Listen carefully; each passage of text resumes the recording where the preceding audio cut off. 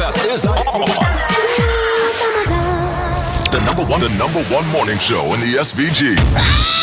Morning. OMG in the morning. Come on now. Stupid boy. Done. Fool.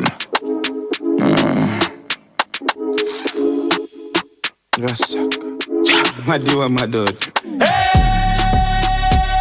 Hey! Move out my way. Me, I'm mad for my day. Mad.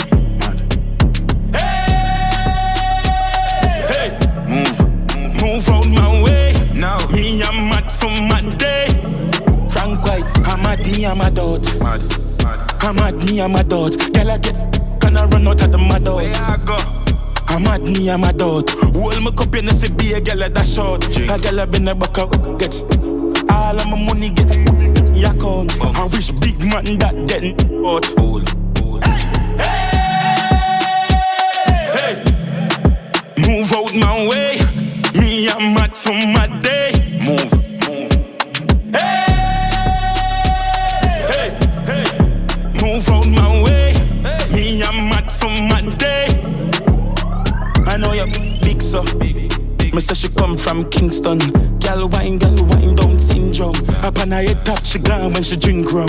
Dance, back it up, I'm a Burberry shots. I'm a girl, I'm break every yard. Good money now, shake up, girl just shake up it. I'm out of Hey, move out my way. Me, I'm mad for my day. Move. Hey. Move out my way. Me, I'm mad for my day. Only you gotta get Some money, yeah. Sit the band have money in my hand. Love it when you sitting on my lap. Should have done me so well too. She full of it, yeah, she nasty, she terrible. I'ma tell her she terrible. Yo, I'ma show you. Only you gotta get wild out tonight. Party in my house tonight. If she me a find out tonight. Hey, you know Roger wild out tonight. Out the blue light for try out the vices. All I'ma sense then sign out tonight. I keep me fly go Dubai. Left girl we don't wild out to time. She ride the wave like mermaid. She will make it shake like Kurt. Put on a show like today I'm a birthday. Hey, you know man I seen I'm on a nerd babe. Me I get from a day in I'm a third grade. No them class but in the world. But good things coming out the worst ways. I will say you was a nurse babes. I'm here make a send for the first year. Sinful, bad, love, crack, but that's that.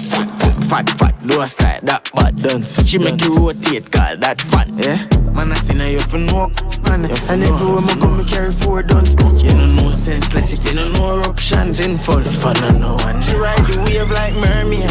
And she will make it shake like earthquake. Put on a show like today I'm a birthday. I up for no man I seen I'm on a nerd babe. Me I get from a day in I'm a third grade. No of them class but not a worldly. But good things coming out the worst ways. I will say you was a nurse babe. I'm here. Guess I get wild out tonight.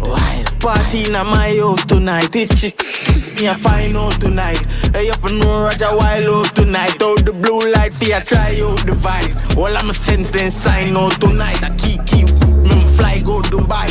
Left girl we don't wild out tonight. What a vibe like this. Girl a bubble up, me say that a the nice days. Grab a couple drinks and we know what your price list. Only live once, we a enjoy this. Girl a take shots and a muggle in a shot. So my wake up top and show off them body. Girl them a wind up the waist, vibes up the place. All of me girl them sexy.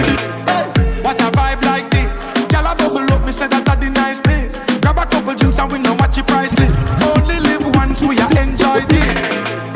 What a vibe like this. Girl a bubble up, me say that a the nice days. Grab a couple. What a vibe like this. Girl a bubble up, me say that a the nice days. Grab a couple drinks and we know what your price list.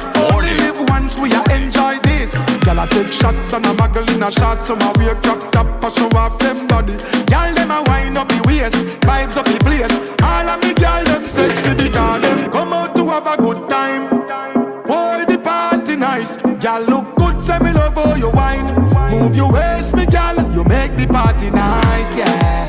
Brace your body for me. Read between the lines, yeah. Let's have fun and live we life. Sanchez morning. Make the party nice, yeah. Margaret John, good morning to you, both my buddy. Oh, my buddy, both. Good morning to you, buddy, and the family. If live we life. Robocop morning. Girls, so you dead. We feel a link what you say. Party turn up from last night and we still a reminisce about yesterday. Tequila shot any set.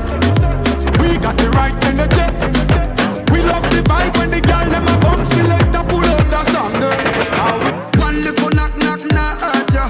One little knock knock knock hurt ya. Mary morning to you, darling. Glenda McIntosh, how you doing? One little knock knock knock hurt ya. One little knock knock knock hurt ya. Give me the signal, let's go, Shady. Yeah, that. Hey. The number one morning show in the SVG. Morning. OMG in the morning. Come on now. We got plenty of things to talk about this morning. Morning, Shady buddy, in this hour morning. And speak like if you're here on your chest. Oh, don't tell me no, don't come on. Speak up for the real bad man. That's what we're talking about. It's a wet one this morning. It's a wet one this morning.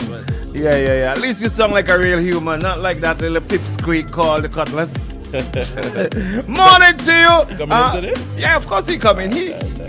That's red one. The red one. Maybe we should rename him the red one. The red one. Change your name. Okay, we're gonna do a drop for him called the red one. So we have Big Red and the red one. And the red one. Yeah. Robocop said Big Red. Gonna love you with that red glasses you have on. I'm gonna change this color of these glasses here. I'm gonna make it pink. Pink. Not a being yellow or green. No, pink. I'm confident about my sexuality and I go wear pink and be proud of it. What the hell is wrong with you guys? Huh? Sonia Charles, good morning to you. I mean, telling Princeton, good morning. No. Eric James, good morning to you. Good morning to you. Johnson, good morning to you. Listen, while we await the Cutlass, because we got things to talk about this morning, I just want to set you guys on notice of publication which came out from the World Health Organization, who's warning countries not to dismantle their surveillance measures.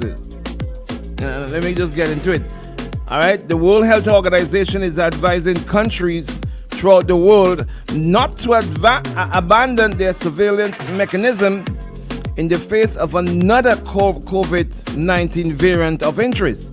According to the Health Organization, the new variant EG5 is a mutation of Omicron, right, with identical symptoms. Now, while I was away on vacation, I saw this story on Fox News, right? I know a lot of people don't like Fox News. A lot of people don't get Fox News in St. Vincent, though. But I saw this story on Fox News in which they were saying that it was on the rise. And at that time, 17% up in America, all right, of this new variant, right? And they were warning hard, people to mask up and, do all the necessary protection that you need, all right? Now, the World Health Organization announced a new variant of interest following the results of 7,000 sequencing, all right? The mutation is known as EG5 and its cause symptoms similar to Omicron. EG5 is a subvariant of the virus descendant of XBB. Now, what the hell is all of that? I don't know. What the hell is all of it? About XBB, EG5, XK1, and all these kind of nonsense. Anyway, it's been discovered in 51 nations so far. But the World Health Organization believes that because these countries are more vigilant in testing for the virus. The variant has been recorded in China, of course. But Trump used to say, the Chinese virus or some stupidness like that. The variant has also been discovered in Korea, Japan, and Canada. Of course, America is on the list, but America is not in the story here, all right? Among other places, although she said, as a member of the World Health Organization expert panel, caution that the statistics should be taken with caution. All right, in other words, not because you're hearing that take that with caution. All right, it I know for a fact that that is more, all right? She went on to say that with only half of the world's testing for the virus, it's logical that the virus transmission is significantly more widespread than the testing indicates, all right? She also advised against forming inferences about the virus origin. In other words, don't come up and say, it's a Chinese virus, all right? She believed the notion that variants can emerge from one country or another is false, and it's dangerous because you think the problem is somewhere else. She said, the virus is circulating so widely right now that it has evolved. She went on to say that EG5 was responsible for 17.4% of positive tested sequences. Well, you know, like I said, it was up 17%, right? While this is not a dominant variant worldwide, we classify it as a variant of interest because it has the faster growth rate, and we anticipate that detection will increase around the world, she explained, all right? However, the surveillance and sequencing remained severely limited. As a result, it's impossible for us to say what's going wrong. EG5 has been identified as being of interest due to its high transmissibility. The WHO also stated that the virus was not as seasonal as in previous years. Extreme summer heat means that more people will seek sanctuary in their houses throughout the northern hemisphere this summer. All right? So in other words, you think that they're saying that We get away because the place hot. yeah, the place so hot, people go out staying.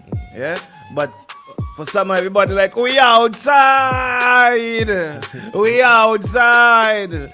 You know? Should I read it again? Yeah. So that's quite interesting. I also saw Biden plans to put America back on lockdown. Must be stopped. So, you know, a number of forces are saying that. Well, not a number. Biden has stated that if he must, he will go back on lockdown. And someone here is saying that we can't have that. You know, that must be stopped. All right. If America goes on lockdown, then the world will go on lockdown. All right. So this is something for us to pay some serious attention to. This new variant of COVID. Now, we all know that COVID is something that we're going to have to live with for the rest of our lives. All right.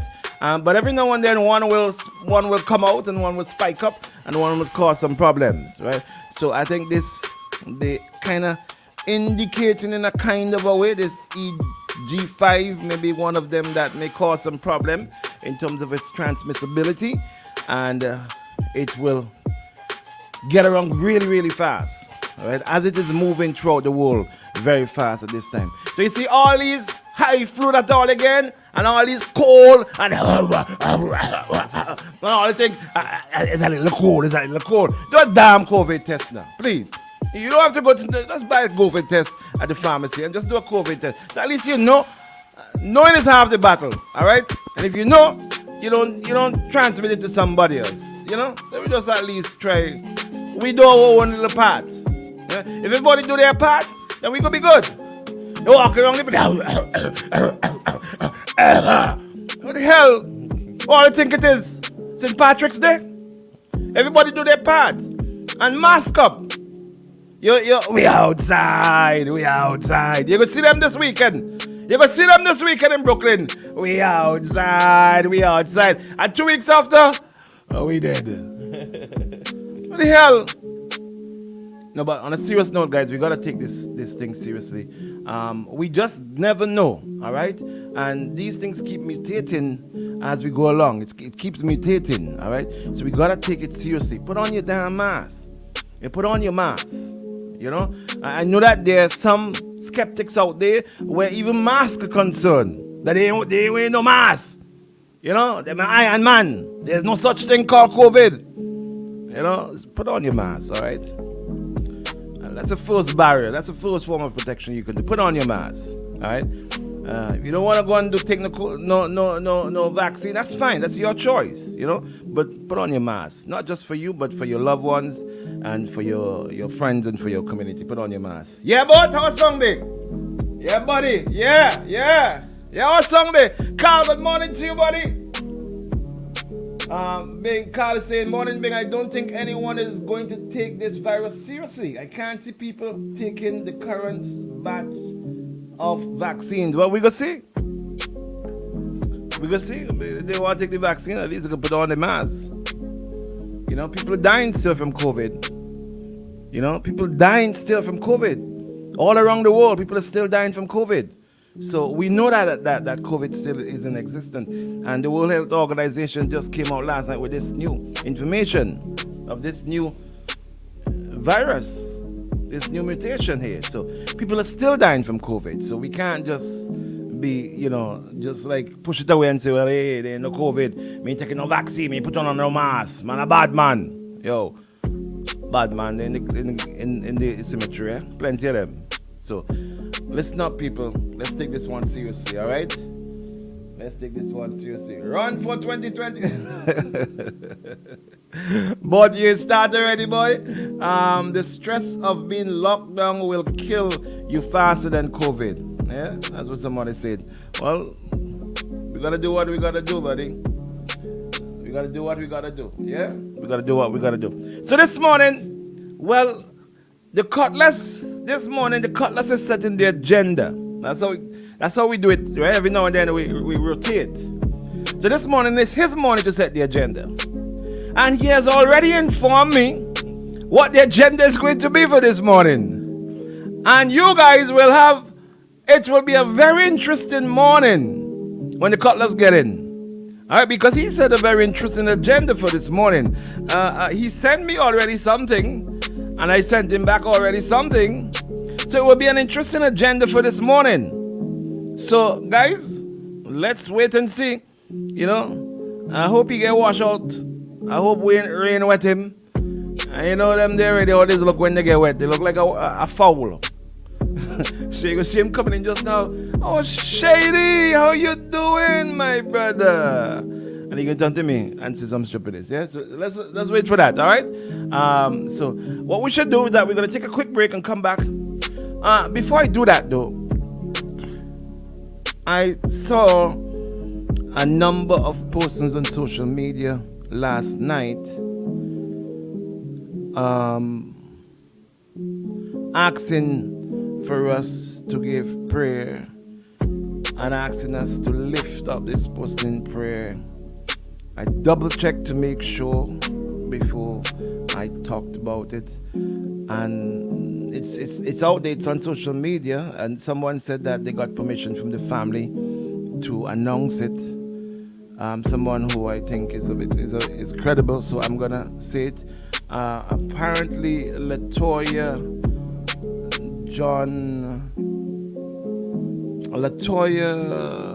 what's the name from Canada? Now what's the name now? Girls High School. Dorisha John is not well. All right, and the family is asking for us to lift her up in prayer. All right, so please let's give some consideration to that.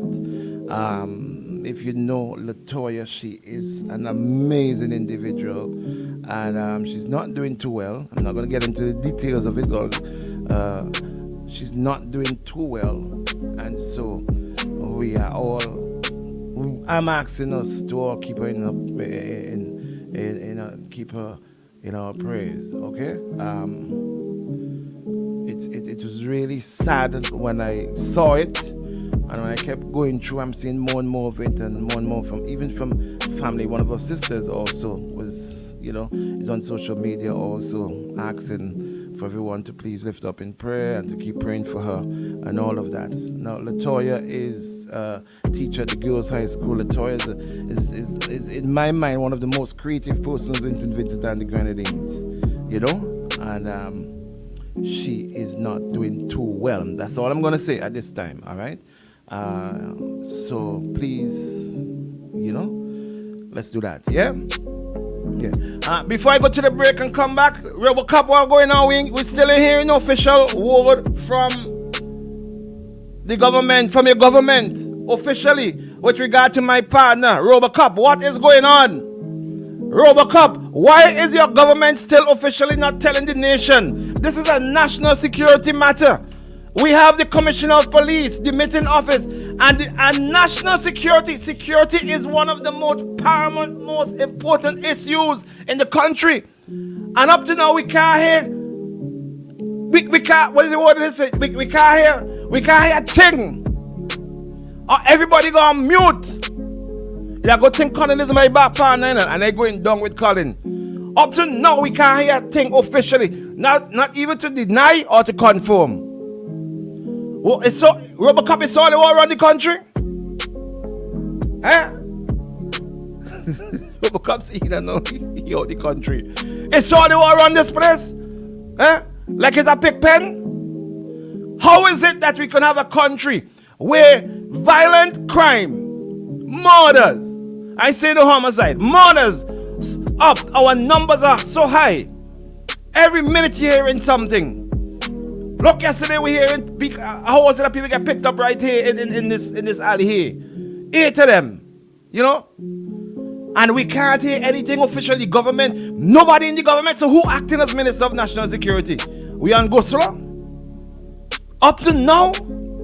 Nah, man. That's disrespectful. That is disrespectful to the highest order. The same way Big Red could call in from wherever you've been with Candyman and say how we have foreign operative. Why Big Red can't call in and say, well, listen, we have a situation, the commissioner of nothing? Shit, no, me take a card. Don't stress me on Hamilton this morning. Don't stress me. Okay, Shirley, don't want me talk to Hamilton this morning. Good morning, miss. Good morning. Good morning, brother. Good morning, my brother. brother. I want to see you. My wife going to come and see you because I want to say to you, Mr. Bing, my role is I can't see nobody. My role is not to disrespect you or stress you out. My role is to tell the public the truth, and I'm the most knowledgeable on crime because I research crime. And I'm saying, just like how you allow other people to call. But I just allow you to call, Mr. Hamilton. Don't try that. Don't do that to me. Don't do that to me. Don't do that to me this morning. I'm saying, let me allow me to express myself and come off, and then you could maybe, but don't disrespect. I love you, my brother. Don't do me that. I'm only saying that I love you too, I go beyond actually calling him. Yeah, go ahead. Don't waste time. Don't waste my time. Go ahead. I call the public relations section and I speak to Sergeant Ross.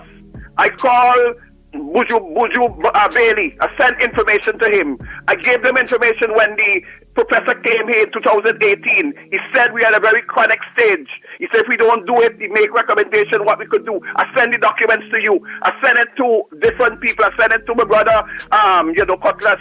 You said don't call him Cutlass, that's my brother. Send it to other people. Send it to permanent secretaries.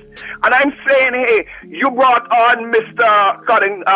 John on this radio program, and he told you that everything okay, crime going down, they're doing things. Do you know nothing is being done? And so if you can't say, Colin John, what are you doing? If you can't say, Ralph Gonzalez, what are you all doing? And if you make me look like if I am the one who making it up, then obviously they're going to get away. You have to say like me, that we have people in our in office that are lying, and people are backing them up for different reasons. Right. So I could have been backing them up to, you know what I would have got? A car. I would have gotten a house. I would have gotten a bigger salary. Right. Thank you. And so you have to help me to be able to expose them. I am. I'm your best friend. Thank you, Mr. Hamilton. Thank you. God bless you. God bless you. Thank you. Yeah. But that's the point I'm making. I think Hamilton is saying the same thing that I'm saying. How is it that how long now this information, whether it was leaked out, but it's out in the public domain, that the Commissioner of Police of the demitted office is gone on retirement leave. And up to now, nobody can say nothing in the government. Our hair is really up to now. So how they look at we really? We on all the plantation? Come the Robocop say something now. Up to now. So the country running on what? What will be? We they all in wherever the place name in the Far East, where that place, wherever he been, Big Red was there with Candyman. And he could send video. He ain't calling her. He sent a video. For small red. The man sent a video from where he was. With Candyman. And Candyman just, yes, I saw letters being written and all these things. but we can't say nothing. We go on mute. Shut up now for that red again, please. We go on mute all of a sudden. So when the Prime Minister away, who's acting really? Who really acting? Who in charge? Us? So you want to tell me us don't know that we don't have a commissioner of police? Who's in charge? You can tell me. You come and defend. You come and defend your people and them. You. Yes, you. What am I defending? Yeah? What How am I is defending? it Yes. that since I the can commissioner defend of police, anything. I know you can. You're Go a on, let me cutlass. hear it, let me The hear commissioner of police leaked out. The information leaked out since last week. Till it's Tuesday, and up to now we can't get an official word from the government. Unofficial word of what? To say anything To say anything about what? about the fact that the commissioner has left office. This is a national security issue. Excuse me a second. Has the commissioner left office? The commission, it is out there. Stop shake up the thing now. Does that mean it's true? Yes, it is true. How do you know this? Because I know it is How true. do you know? I Did know it's Colin true. tell you he resigned? Yes, he did. He told you he Yes, resigned. yes, Did he say yes. when the effective date I ain't of getting his into all resign- that. My conversation with Colin is not Well, for if, public if airways. the Right? That's effective that. date of his resignation is 3 months from now, It doesn't matter. the government doesn't need to rush to say anything. Why not? He's still doing his job.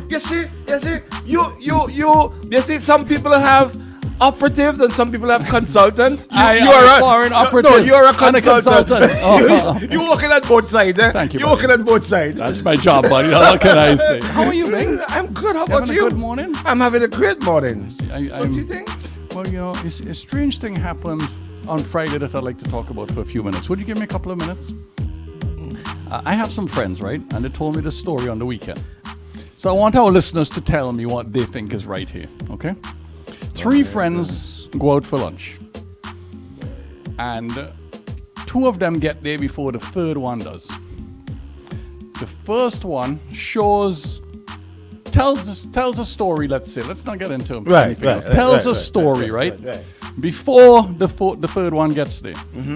The third one gets there, and the second one says, well, you know what? There's 3 buddies here. We're all buddies. We're all good. We trust each other. We're confidential with each other. We know this. So the first one the first one told the story to the second one, okay? The second one then says, you know what? It's 3 of us. We're friends. Let's talk about it. So he raises the issue and the third gentleman arrives. Or lady for that matter arrives, right? Bearing in mind that the first guy did not say that there was anything confidential in the story. After the second one tells the third one the story now, in front of the first one denies that he ever said it. Lies deliberately, Bing, to the third one. Denies wholeheartedly that he ever said it to the third one. Do you really think that that's an example of good friendship and trust and confidence? As you said, where is the evidence? Where's the evidence? Where's the evidence? Well, it so happened that Bing, it was that the evidence is available because the person had it in a file on his phone, but it's in his hidden file. And of course, you can't get access to the hidden file unless you know a particular code, or else you show a face, or you show a fingerprint, right? On my phone, it's a fingerprint. On yours iPhone, I believe it's probably a face that you have to show. I don't have a hidden. You don't have any hidden files on your phone. Yeah, so I won't know about. So the question really then is, is there genuine trust among these 3 friends in your view? Well, because either number 2 is lying, which number 1 is saying, right, or number 1 is lying by pretending that file doesn't exist. And that destroyed the friendship? Well, I don't know if it did, but I mean, it's hurtful. If I was the third person, I would feel very badly about it and to say, but these people don't trust me. I thought we had a relationship. I thought we were friends. You would feel badly too. I would feel badly too. And you know what? Do you think at some point number 1 should apologize? You know why I feel badly about it? Why would you feel badly? Because if number 2 and number 3 decided to cook up a plan, right? Yes. That because number 1 is late, right? Yes. That number 2 is going to come up with this plan. Yes. To but that's preposterous, right? Do this thing. But let's say for example, it was a picture on a phone. Right. And let's say after the lunch is done now. Right? Number 1 is sitting in his Jeep about to depart. Number 2 takes out his phone Number 3 is on the other side of the passenger side now, outside the car, but just looking in because it's a new car. Right. Number 1 now shows him the picture on this phone. Right. And the gentleman in the seat in the Jeep tries to turn the phone to show it to number 3. And what happened? And 1 refuses to allow the phone to be shown. Why would the person doing that? Why would you not show it to number 3? Clearly, is there something to hide? I don't know. I don't know know. context. You don't know. Would you like me to go into more contextual details? No, but we have things to talk about. I mean, we have things to talk. You set the agenda this morning. Talking about Is this part of the agenda? Oh, this is friendship. This is about friendship, and do you trust your we're friends about- or we're do you about have some family and confidentiality? friends and all That's that. what Boom is about, Yeah. promoting the family, Family, buddy, yeah. and No, friendships, right. and treating each other Boom is properly. about that, but individuals on Boom is also Yes. about destroying the family and the friendship. So we know that. We know that one It's as a well too. constant battle within our brains, being the human battle, the id. You know, They need to know. need to know. No. Look at how you walk They right need into to that. know, Look buddy. at how you walk They right need into to that. know. Anyway, well, let's continue on. Yeah. Apparently, the Laverne thing is over. I'm Wha- told. wha- Well, I'm told that during my absence, when I was out of the state, I was told that Laverne has announced that Laverne is no longer interested in contesting the seat. Laverne. Laverne announced Laverne is no longer interested Which in seat contesting. are we talking about? East St. East St. George. George. Yes. Against Mr. Camilo Gonzalez. Right. Laverne announced publicly. Laverne announced publicly, I was told, Right. don't shoot me now, Right. that Laverne is no longer contesting East St. George. I would have thought Laverne should announce that, don't you? Am I missing something? You would have thought so. Yeah. And just as a coincidence, Bing, Right. But somebody how does that- sends us a letter Yeah, this morning, yeah. which I we saw should that. read. Yeah, I think you should read We that. should read I it, think you you should think? read it. I think you Because should I read did it. not have anything to do with... I don't know. It's strange that came out at this time, though. Yeah, it is strange. Yeah, the question is, though, is it, you know... Strange that letter came out at this particular time. Yeah, because how long ago did I start Years complaining? ago. Years, Years 5, ago. 6 years ago now? Years ago. Okay, so anyway, if I may read the letter then, Bing. If I may. Yeah. According to the headline, and there's no reason to doubt that it is not an public. official proper letter, it's a public letter. There's no Stamped- reason to stamped, doubt. but It's there's a stamped, sig- it's on the Ministry of Transport and Works letterhead, and it's addressed to Mr. Gaff Lance Oliver of Arnisvale. This happens to be. And it is dated. Hold on. Let's put things into context. Yes. God Lance Oliver happens to be the husband of Mafon Mafon Mayers, Mayers, who okay. was the one who is, as far as we are aware, contesting, Still contesting. Because she hasn't said anything. for the candidacy of the NDP in East St. George, because as far as we are aware, she has not turned it down. Neither did the leadership of the NDP. Nothing, as far as we are Yeah, aware, no. I haven't heard anything. Right. Have you? I haven't heard anything. Shay, have you heard anything? Yeah. So No, I haven't that's heard like anything. saying that Commissioner John is still a commissioner. He didn't demit office because, as far as we heard, Nothing official has been done, right? So you need to stop spreading rumors. Yeah. Okay, right, good. Because As Big usual. Red, the same how Big Red called Anyway. it video Who's in- Big Red? from with Candyman and say Who's Big Red? the same with Big Red Ralph? video Well, you in can't with insult- Candyman. you cannot turn around and call my Prime Minister Big Red. You could call me Red. You can call Grant Red. But you can't call your Prime Minister Red. Listen to me, you shut up. The same way Big Red called in What's the video difference in between white and red, though? video terms of- in with Candyman and Uh-huh. said tap on the knee, tap on the knee, and tap on Candyman And knee, said what? and said, and I know these things. Why is he I tapping have evidence to show Of the foreign that they're operatives? foreign operatives. Okay. How come Big Red in video in and call it to say, well, the country commissioner of police is demitted office? That'll happen on Sunday at the Yes Prime Minister Oh, program. the Yes Prime Minister Yeah, program. that will happen The then. worship the Prime Minister The program. worship. Yeah, You've renamed. Yeah, we changed the name. I changed the name. But now. It's speaking God of which, knows. I mean, God we don't knows. want to seem to be on one side or the other. But I mean, I hear the NDP are busy turning down really good, potentially really good candidites too. By the way, for Well, office. We'll get to that now. let's talk about the letter. Well, then. let's talk about So the this is letter. my phone, husband. This is a letter addressed to, as far as we are aware, my friend, right? It's dated June 9th, 2023, addressed to Mr. Gaff Lance Oliver, okay? There, Mr. Oliver, and it's headlined, Animal Farm Villa. You remember I was talking about goat farm and begging the owner of that farm that doesn't belong in a residential neighborhood. I talked about that 5 years ago, being I carried on about it, on and on and on, and nothing happened, right? So what changed in 5 years, I guess? So let me read the letter, if I may. Further to correspondence dated 14th December 2022. Whoa. That's interesting. talking about this? It means that he got a letter since 6 months ago. So the question is, when did Mafon announce her interest About 6 months ago. in East St. George? About around that time. I don't know. Around It's that an time. interesting It's question. around that time. And they must have known in that case that this letter is going to become a public thing, and then people would be saying, hold on, here is this opportunism, what's going on here, right? Who knows, right? I'm not accusing anybody of anything. But let's read the letter. We don't do that around here. I don't. We don't. I don't know about you. I know Shady's a good man. Anyway, further to the correspondence dated 14th December 2022, the Physical Planning and Development Board, the PPBD, have prudently assessed your animal farm and villa. An animal farm and villa. Farmville. The farm consists of animals including pigs, goats, sheep, and ducks. Furthermore, the board has received recent reports from state agencies advising that the current design, operation, and management of the farm waste management system are not compatible with the existing activity of the locality. After 5 or 6 years later, this has been going on. People have been complaining for years. Is this... Continue. Let me continue. Additionally, the reports indicated that over the past 10 years, insufficient efforts were made to manage the waste properly. This farm, by the way, is located, I believe, just above the college in Villa. You know roughly where that is. Just so everybody gets a good picture of what's going on here. Context. So for 10 years, we've had an animal farm there, spewing waste out into the public, I presume public gutters or whatever, because that's basically what they're implying. And you've done nothing about it, Mr. Planning Department. For 10 years, you haven't stopped this. You have now decided to write a letter to the person to say, please stop it again. Is the same planning department who's responsible for the wall that fell down?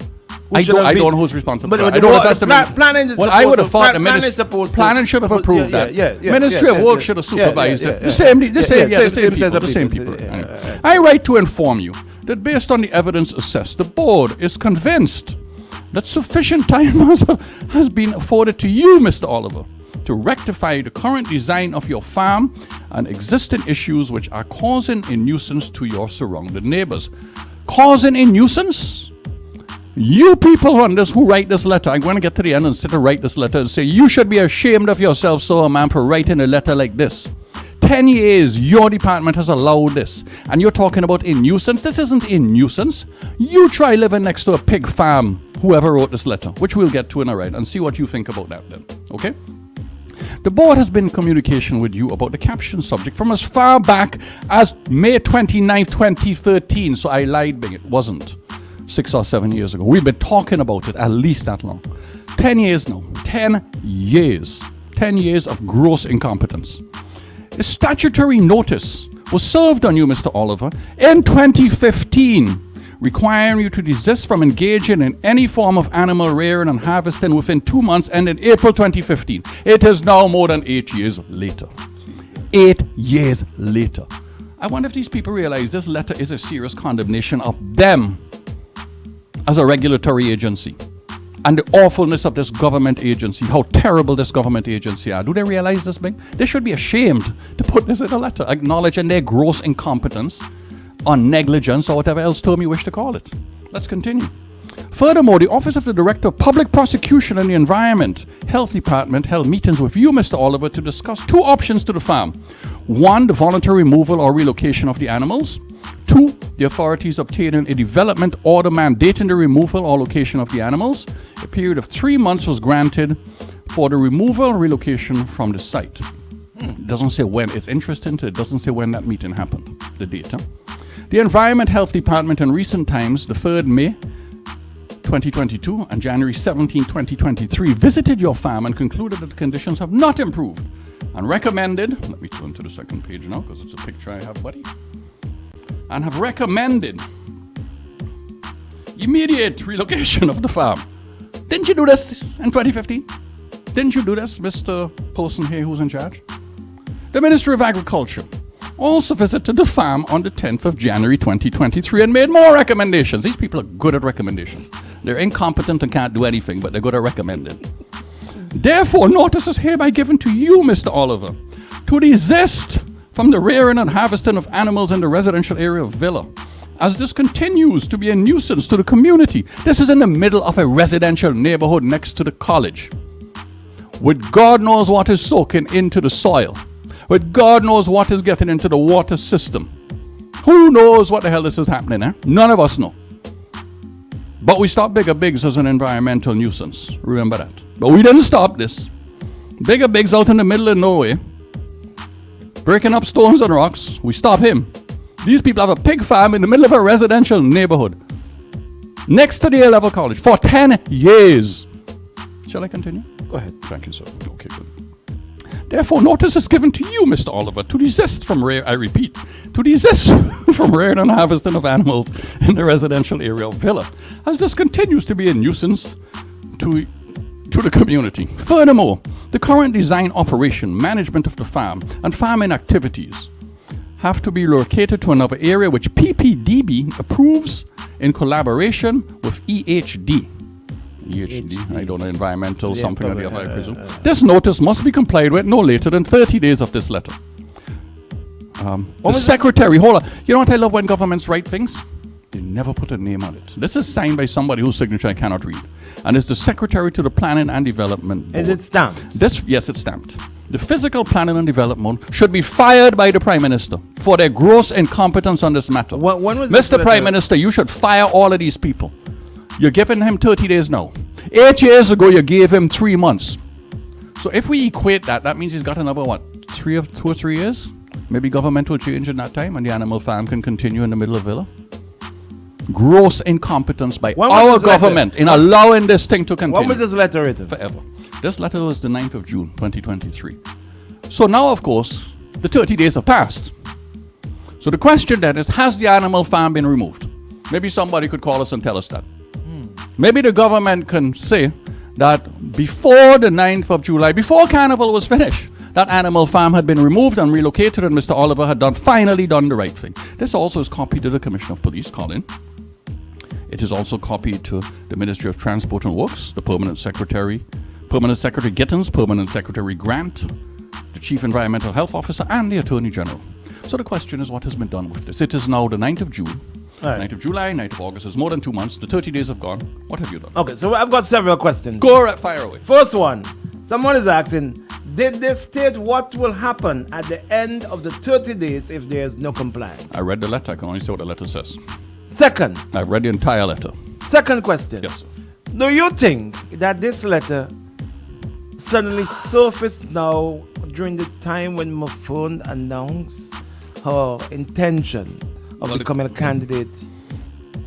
Listen, I said, you will remember 6 or 7 years ago when I started raising this matter, when I raised the issue of what was going on in Annisvale, when I raised the issue of lack of planning in our country, when I raised the issue of our Caribbean civilization, if this is a good reflection of it. You've heard me talk about these things for decades and years and whatever, right?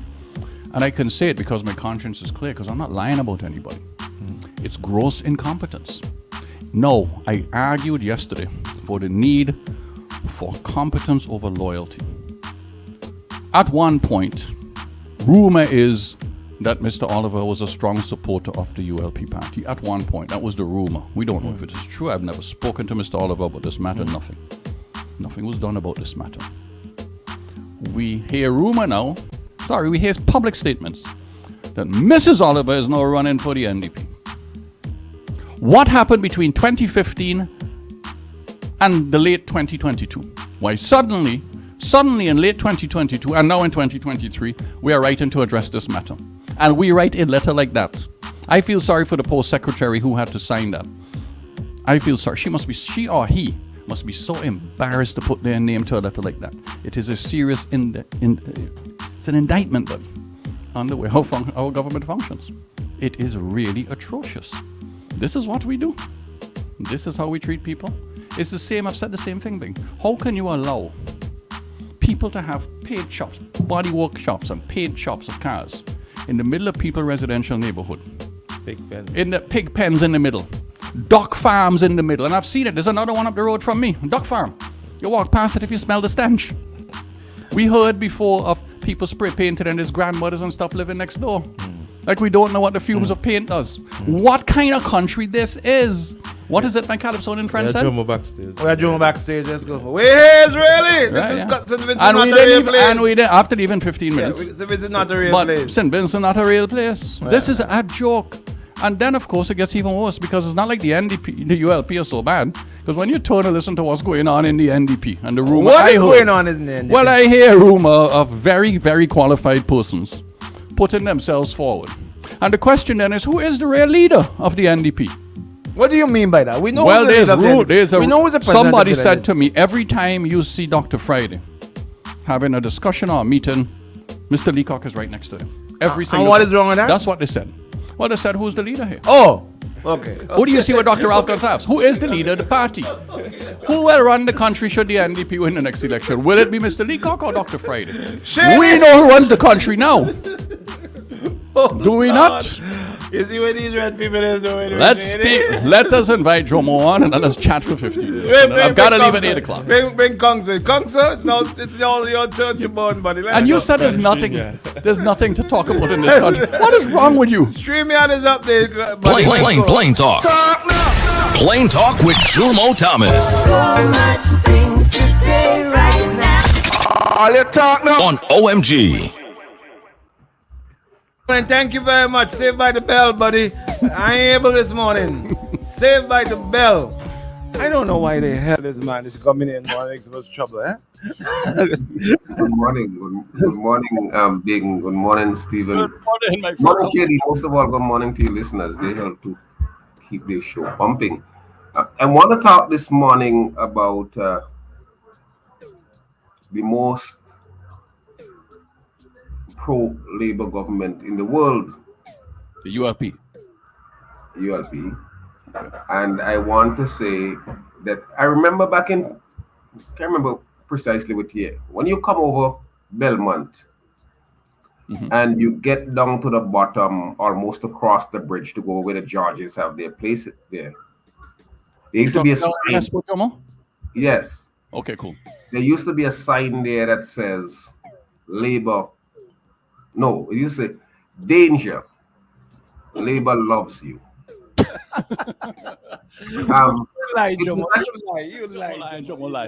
It was actually a brilliant sign, and I never understood why the leadership of the opposition never took it up and make it national. Because remember there was a time when the ULP slogan was Labor loves you. And if you look recently on API, you would have seen a visit by the Prime Minister to the port project, and he was there, and he's asking this young man, where you from, how old are you, where you went to school, and so on and so forth, as if a few workers working on the port is a sign that labor is working, and we know that a few persons working here or there is not a sign that labor is working. And, you know, I had some people who came into my office last week complaining about the labor conditions at the Sandals project at Bocament. And basically, there's a company there from the Dominican Republic called Codelpo. And Codelpo apparently has a policy where it does not keep anyone for very long. So most of the foreign workers brought in to work on the Sandals project who are brought in by Codelpo are from Haiti, Dominican Republic, and Colombia. That's what my informant says. He says that 2 months ago, thereabout, there was this riotous situation at the Sandals project at Bocament because many of these workers were not being paid.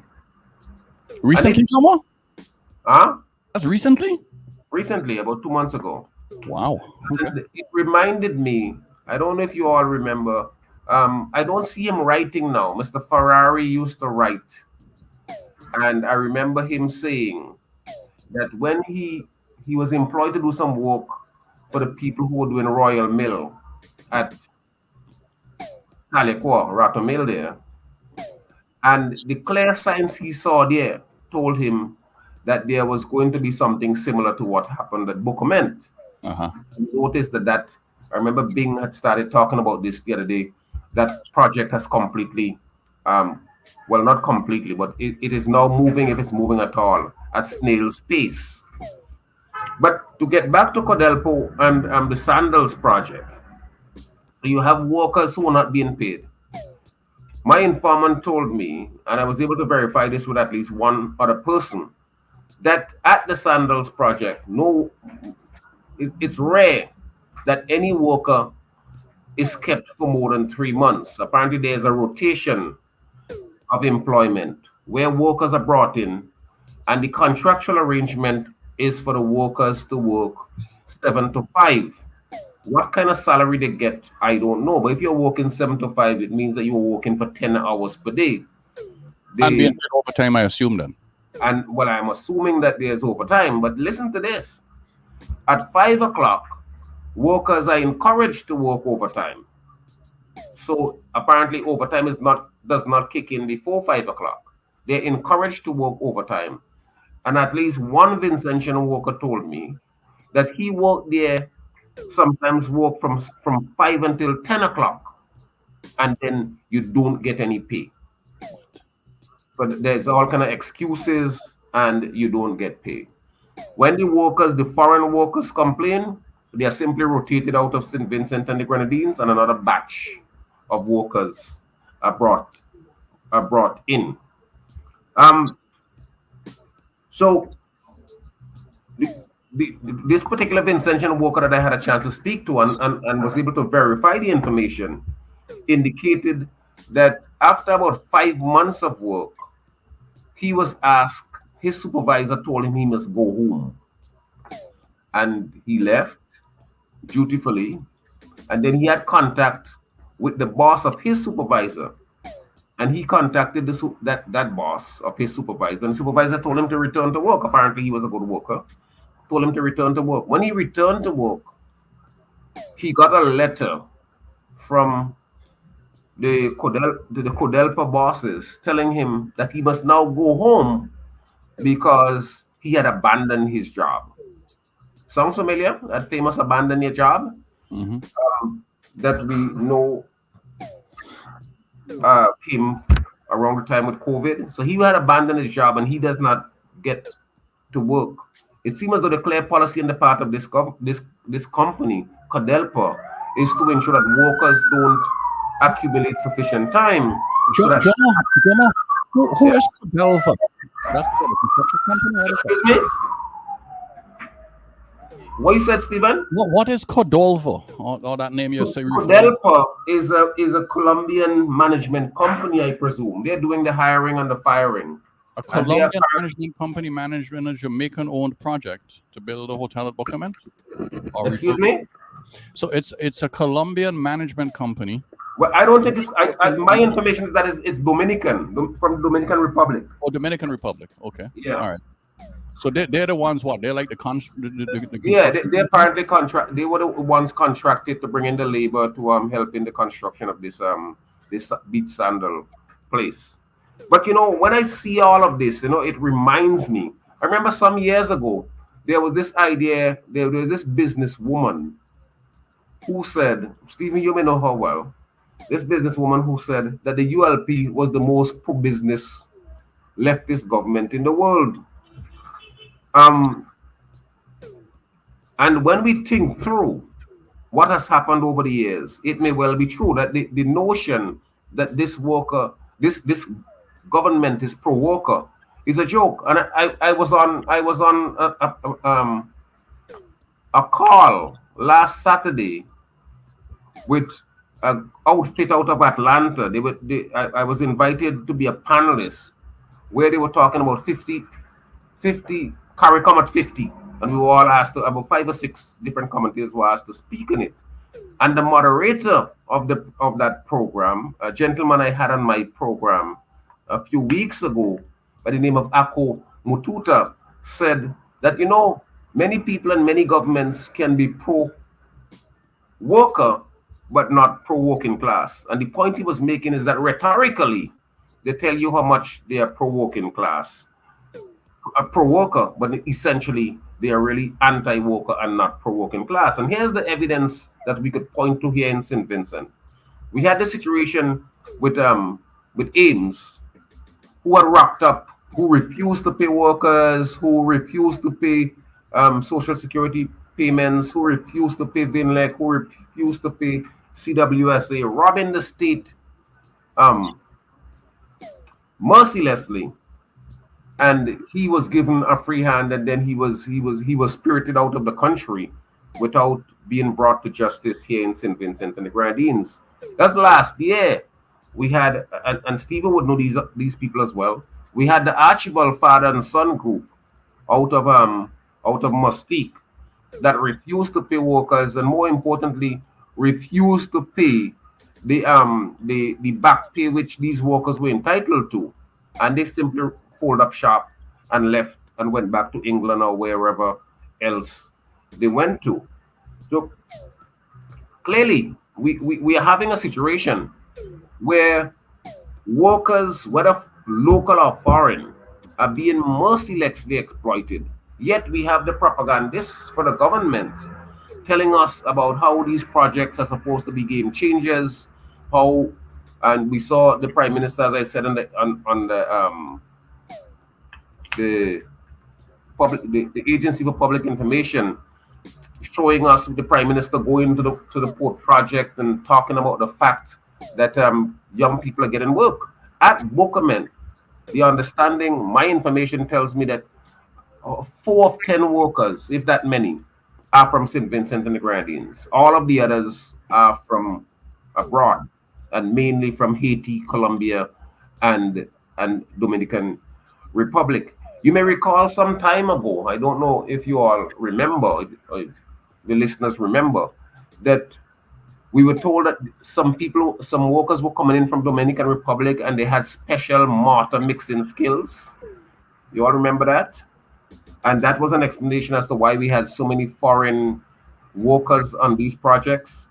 You all may remember as well when the Taiwanese company was building the terminal at Argyle. Most of the workers were foreign workers. And we have to then begin to ask the serious questions. Why are we bringing in so many foreign workers and so many projects to do basic laboring work? If you have a workforce of 100, let's say, at Bokamen, why do we need 60 of those workers to be foreign workers? And the only explanation I can come up with is that there's a massive exploitation of these foreign workers who are eager to work, in the same way in which in the old days people left St. Vincent, they went Barbados to cut cane, people go to Florida to cut cane, and now we see people going to Canada and so on.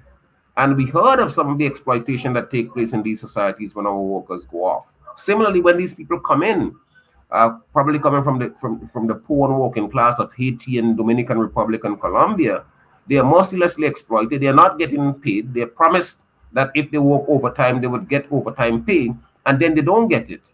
And the moment they begin to protest, what you have happening is these workers are shipped out and another batch come in. Last night I talked on my program a situation where a Cuban woman who had complained about the assault of a Cuban husband, he had brought her in and he made her, I think they applied for residency for her.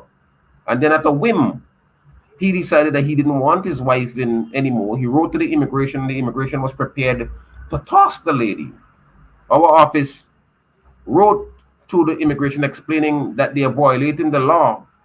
And what they did, they simply kicked it upstairs. Cabinet okayed the expulsion of the woman, and the woman, Cuban woman, Cuba, that has helped us so much. In an era when we're talking so much about women's liberation and women's advancement, Cabinet okayed it, and she was shipped out of the country. So when we talk about protection of ordinary people, the evidence does not add up. It does not seem as though, apart from the rhetoric of being pro-worker and standing for worker, it does not it add up. We can look further. We can look at the Labor Department. Many attorneys who do advocacy at the Labor Department would tell you that the Labor Department in many ways is very, very anti-worker.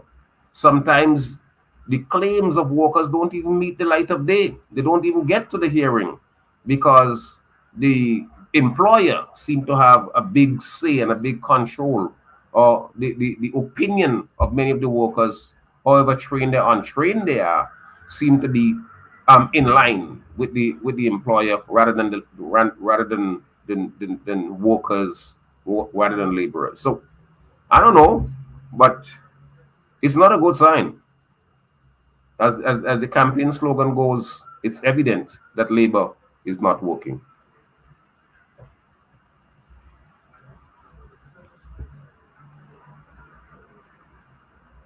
Bing, are you there?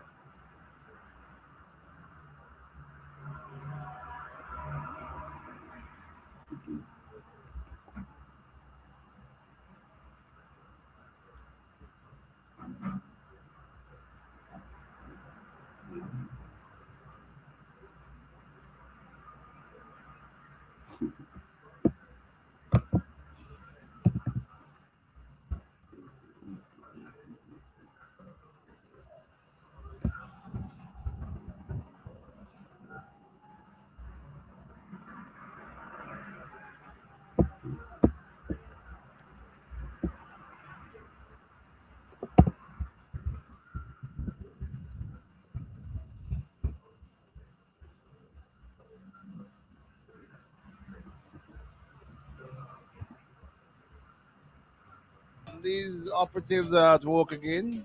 I know some people won't like to hear that. Kong, sir, you hearing me?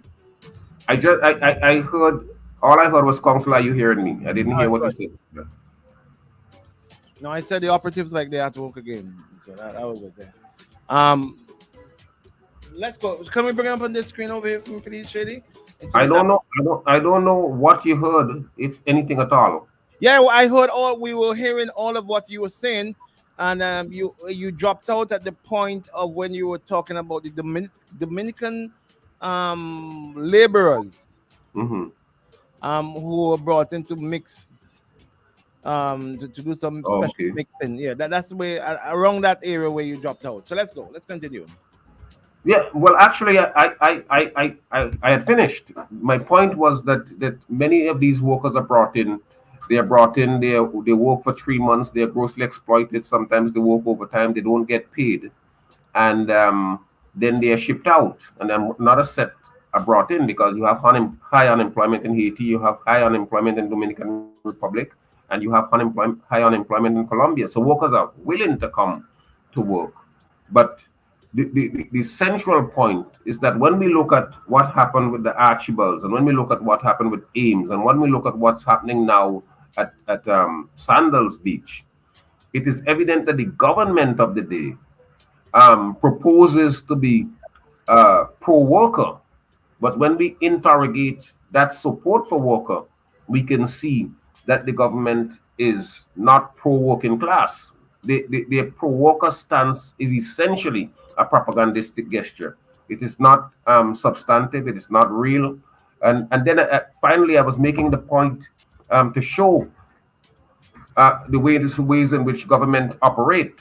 In that there's the instance of this Cuban worker, this Cuban lady who had come in here. She was brought in by her engineer husband, who was working here for some years. He started abusing her, and then he wanted to get rid of her. So he simply went to the immigration, wrote to the immigration and said he wants his wife shipped back to Cuba. The immigration wrote to her and tell her she has a few days to leave. And I was making the point, this is Cuba. This is a Cuban woman, Cuba, that has assisted us in so many different ways, but they were able to deal with that woman like that. The husband also told the wife that he's well connected, he knows the people in authority, and he can get what he wants. So he assaulted her, She complained to social agencies. She got no redress, and then the husband wrote to the immigration to have her deported, which they promptly told her that she had to leave. Our office wrote to them saying, look, you're doing this improperly, you're doing this illegally, you can't do this, you don't have any authority to do what you're doing. And we pointed out what the law really says. Lo and behold, they simply kicked the letter upstairs, our response upstairs to the cabinet. Cabinet apparently rubber stamped this notion that this Cuban woman from socialist Cuba must leave the country. So there's not even any kind of solidarity on certain questions, simply because this man claimed that he's well connected, and evidently the speed with which that information and letter went from the immigration department to cabinet is evidence that this man is well connected, and the authorities prefer him and what he says to the solidarity which really should be displayed to our Cuban brothers and sisters whenever they come over here for whatever reason.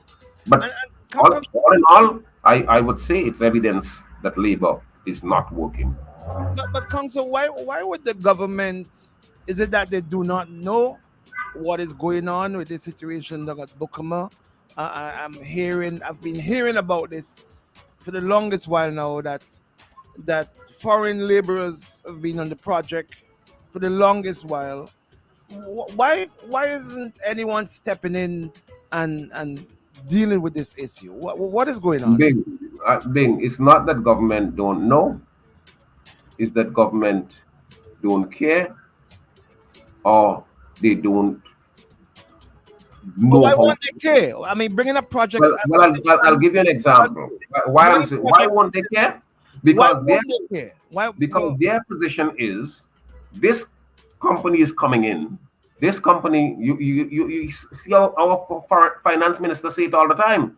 Bukama is coming in, is bringing these rooms. We're gonna have about 1,000 workers. We're gonna have all kind of spin-offs. So they are hoping that once the project is up and running, that it would benefit us in the sense that people would get employed. Well, I have been doing my own investigation. There's about 200. There's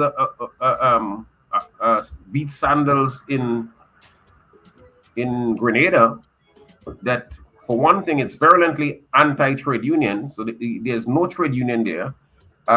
They have like about 400 workers. I think it's just about 300 rooms. So the projection we are having about there's going to be 1,000 workers and so on may not hold if we can look at what is happening in Grenada. I have a colleague who's supposed to get me information on what is happening in the Cayman. I think there was a Beach Sandals hotel in the Cayman that closed again because they tried to some people there tried to unionize the plant. All right, hold on. We got a call online. Caller, good morning. You're live with Council. Yeah, good morning. Good morning, Council. Good morning, Jomo. Shady. Good morning. Listeners.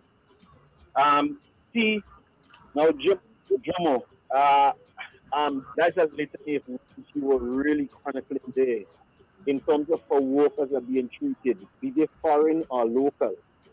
And you see, we wouldn't get redress on things like these because there is no active National Labour Congress. And therefore, the person really should have been looking out for workers and decent work. A lot of them tend to be busy looking in the other direction. So it is really unfortunate. Workers are going to continue to be exploited because we simply do not have an active labor movement that can advocate for it is such a sad. That's my condition. Thank you, caller. Thank you very much. 4511069. Council. Well, that's the caller made a very important point. The labor movement in St. Vincent, particularly the unions that represent those type of workers, are virtually non-existent. For one thing, there's no democracy in them. You can't tell the last time you heard of a meeting in the NWM, National Workers Movement, or in the Commercial Technical and Allied Workers Union. We know that they are union heads, but Monday is the chief, is the face of the Commercial Technical and Allied Workers Union. Noel Jackson is the face of the NWM. But both of them spend more time propagating for labor on the radio station, the ULP stations, rather than they do advocating for workers. What's the last time you heard any attempt being made to unionize a store, a shop, a business, a supermarket? That don't happen. We haven't heard that. Well, in fact, I've heard both the Prime Minister and Mr. Jackson say the times have changed and unionism has evolved into something else. There's this collaboration now, what they call this tripartite collaboration between government, the business class, and the workers. But invariably, inevitably, it is the worker who is asked to make all of the sacrifices. Look at what is happening to cost of living. You go into the stores and things that cost $8 and now cost $12 and $13. Things that cost $20 now cost $50. So the business class is essentially given an opportunity to gouge the workers who can least afford, but you don't get that kind of effort or attempt on the part of the government to regulate in such a way that the people, those who really suffer, those who really have little or nothing, that they would have a better stake in the system and can keep body and soul together. That's not happening, and all of that is because of the state of the economy. It is because of the state of unionism. It is because of the state of consciousness. You have people in St. Vincent who would refuse to support a union activity because they perceive that union activity to be against the government that they support. So they would be prepared to shoot themselves in the foot, to take actions which objectively affect them, rather than to join with the union and show solidarity with the union to make advances that would, in the end, benefit all workers. So that's a sad situation. That's where we are in St. Vincent and the Grenadines. I don't know. What is the purpose of bringing these foreign direct investment to the country though, and the people can't benefit from it though? Well, being like I said, right, it's show and tell. You bring. We had Ames. We saw what Ames did. We had Archibalds. We saw what the Archibalds did. We saw, and now we are getting Beat Sandals. And the idea is that people would get jobs. And in a situation, and we can't sneeze on this, in a situation where you have 47% youth unemployment, if a plant comes in like a Beat Sandal and they're hiring 600, 700 workers, even if they're paying them meager exploitation wages, these are workers who would prefer to do that rather than to stay at home. Look at the women who work in many of the stores in Kingstown. Most of them get like $800 per month. They have to pay rent, they have to take care of their children, they have to pay transportation, but they still come to work every day because they prefer to do it than to stay home. I mean, they are really sucking salt to get by, to keep body and soul together, but that's what they do. So if these foreign direct investors are coming in and they're offering some form of benefit to people, then the government would propagandize, look, we're bringing in Sandals. Look, we had Archibald, we had Ames.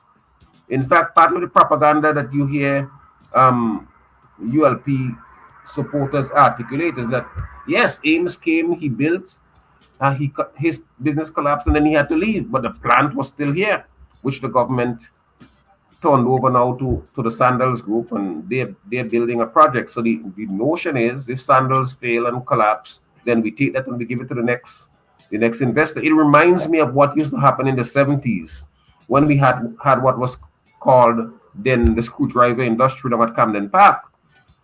Company comes in, it gets a 15-year concession. It worked our people to death, it exploited them, it exploited the concession, and then after 10 or 15 years, they leave and they go to St. Lucia or Haiti or wherever else. So these guys are coming in, they hire, they make a lot of money, and if anything, they leave and they go much later. But the government view is that they're bringing some kind of employment to the country. But if you're exploiting people at the bottom end to build a place, and then you're going to offer only cheap labor to Vincentians, then the question becomes, is it really benefiting the country? Kongsa, I wanna bring another point to you before you go quickly, all right? Sure. Which is in connect Yes. similar but a bit different to the issue of which we're speaking about here right now.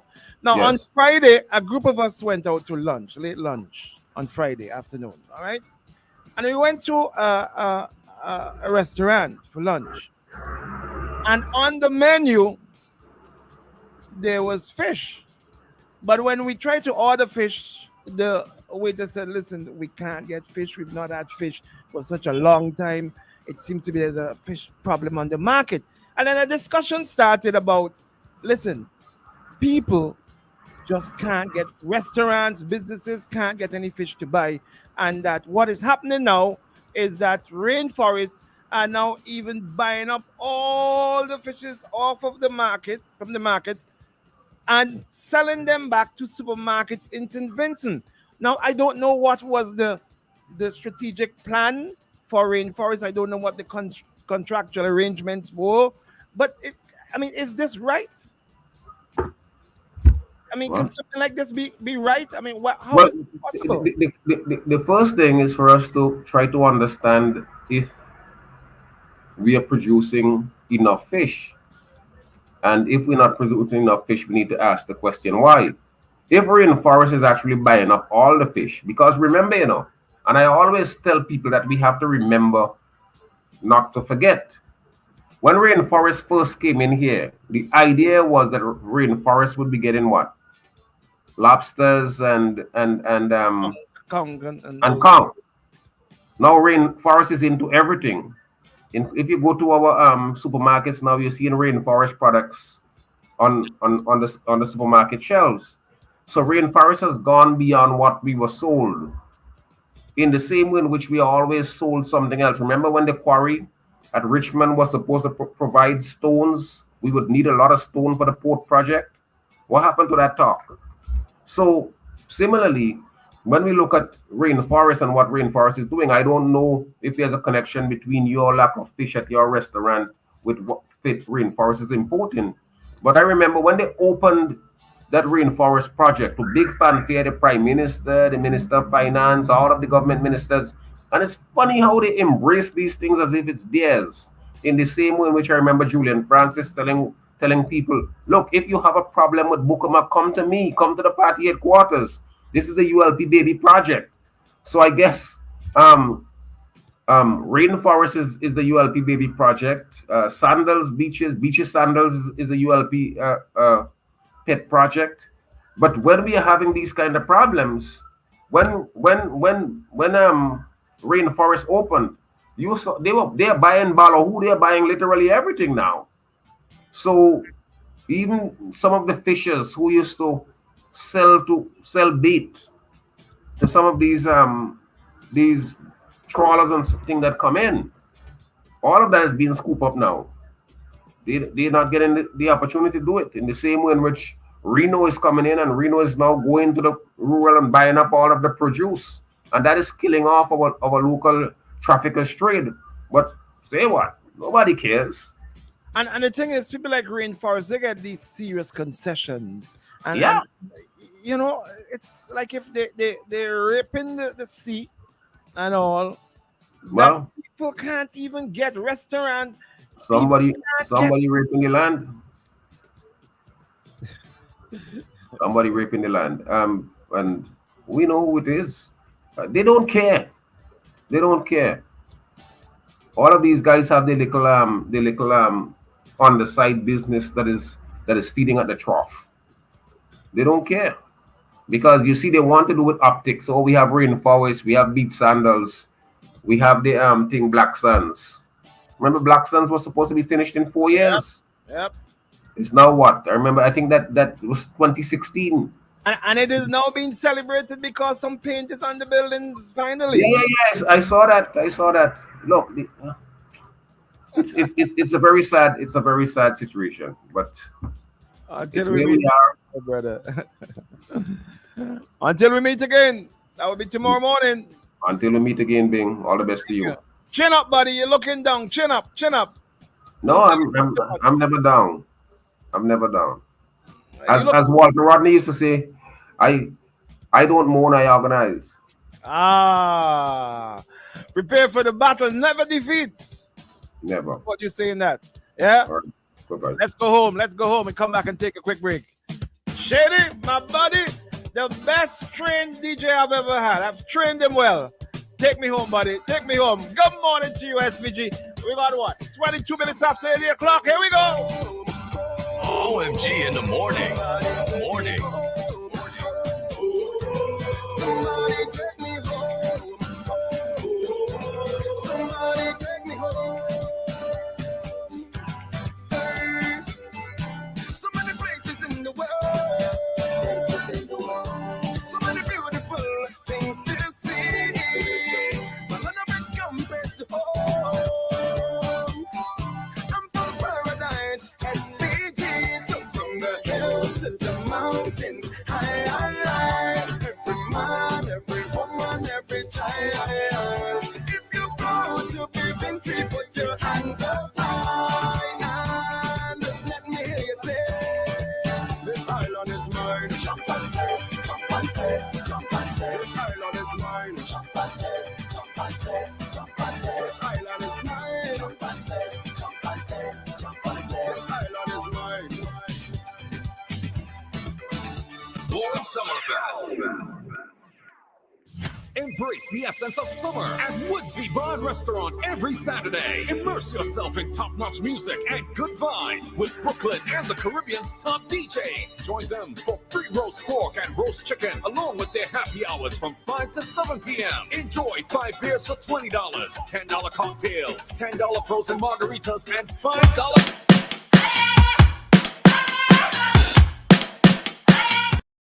You don't want.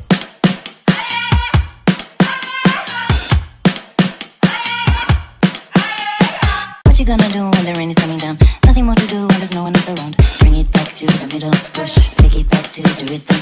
Keep it up for good when the sky's falling down. All you gotta do is to bring it to the ground. Hit it up to your inner mood. Stop, start, down. Nobody can get what you're going through.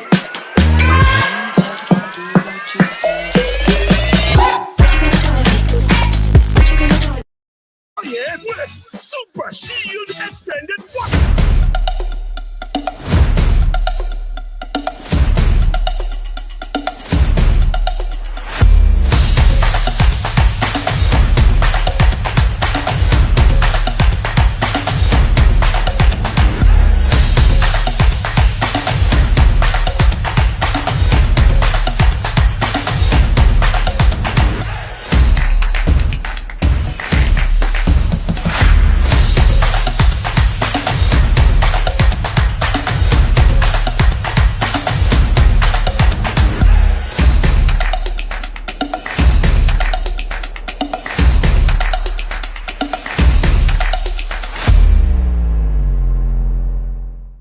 Isn't it good to know that no matter where you are, you're covered? Covered by a company owned by Vincentian that understands your unique insurance needs.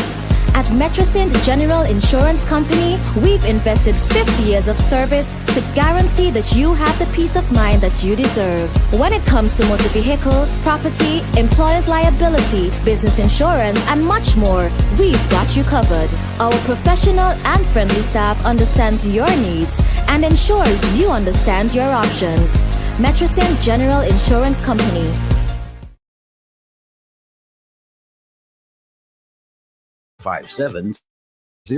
or 457-20. This is Locally Made. My name is Jillian Crookshank. Join us on IKTV channel 112, where we premiere and air Locally Made, a program featuring locally made produce right here in St. Vincent and the Grenadines. We'll show you how it's made and how it is done. Remember, every Thursday, 8 p.m. on IKTV channel 112. To build a lasting relationship with the Vincentian community, Trinity.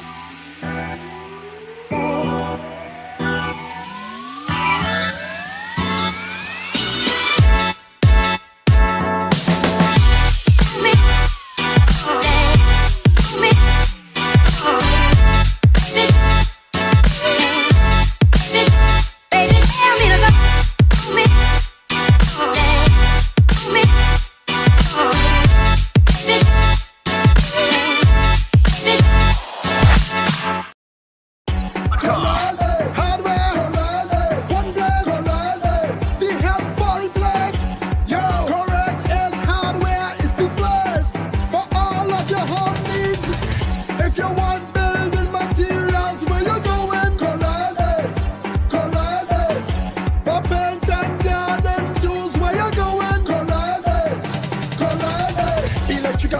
Corazes. Find that at Corazes. We have everything for your home at Corazes. Located in Kingston, located in Annisville. Pembroke, Diamonds and Backwell. Shop at Corazes. Hardware Corazes. Health for Blaze Corazes. One Blaze Corazes. Corazes. Corazes. Ultimate Friday Lime is back. It's all about Heineken Paladin Friday. SVG Inc. alarm solution is second to none. We offer intrusion alarm systems, security radar, active infrared beams, and emergency alarm systems. Get perimeter protection for your premises. Active infrared beams protect large areas. Our radar video linkage solution sends data to PTZ cameras for active target tracking, so you can take immediate action. Intrusion alarm systems offer reliable protection and records video the moment the alarm is triggered and sends footage to users via email or the app. Intelligent alarm systems mean you can control your home from anywhere in the world. Find out more at Paladin SVG Inc. at telephone number 784-457-7241.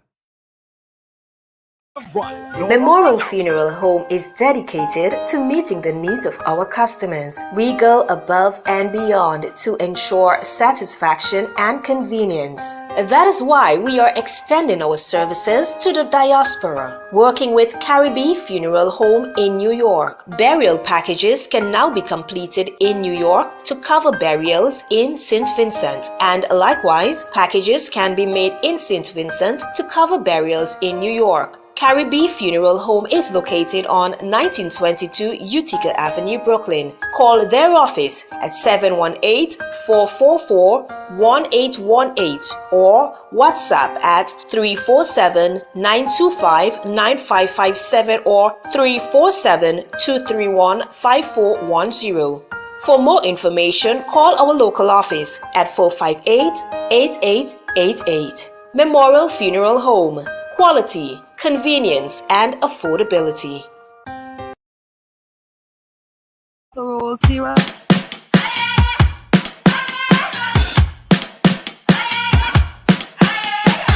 gonna do when the rain is coming down? Nothing more to do when there's no one else around. Bring it back to the middle, push, take it back to the rhythm. Keep it up for good when the sky's falling down. All you gotta do is to bring it to the ground. Hit it up to your inner move, stop, start, down. Nobody can get what you're going through.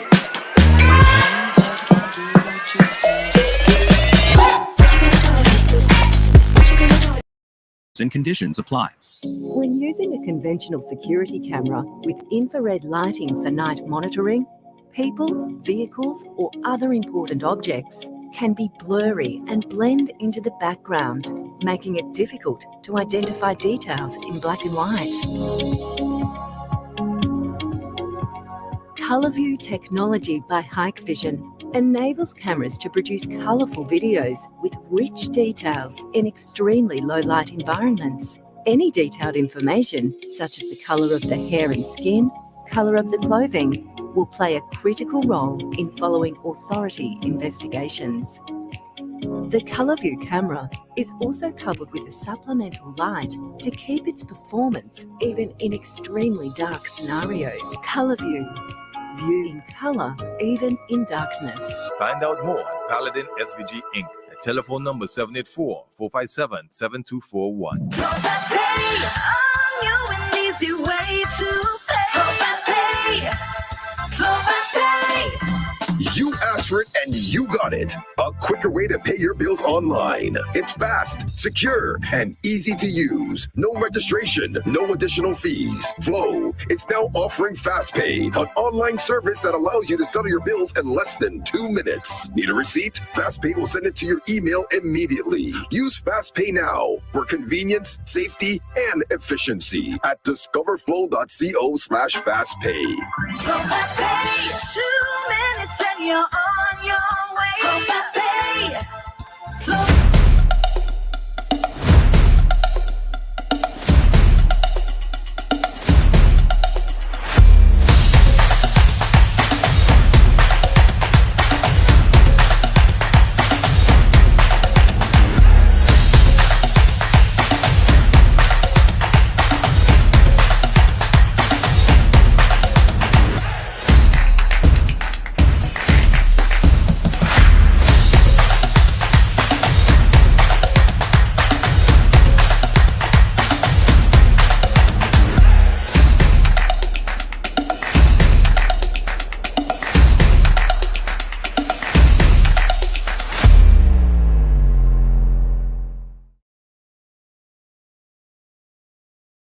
HotelAlexandrinas.com. Get ready to experience the ultimate destination for relaxation, unwinding, and socializing at Hotel Alexandrina's Culture Bar and Grill. Immerse yourself in our vibrant ambiance and savor the exceptional. This is Locally Made. My name is Jillian Cruikshank.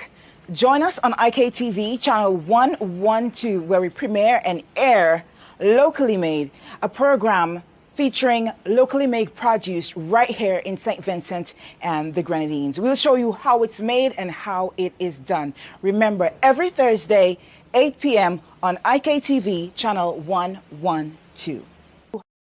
Every day and all night long on Boom Summerfest. The number one morning show in the SVG. Morning. OMG in the morning. Come on now. Make us up. Oh na na na na na na. Oh na na na na na na. Oh na na na na na na. Oh na na na na.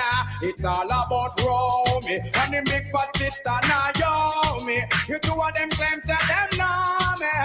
All them arguments throw me.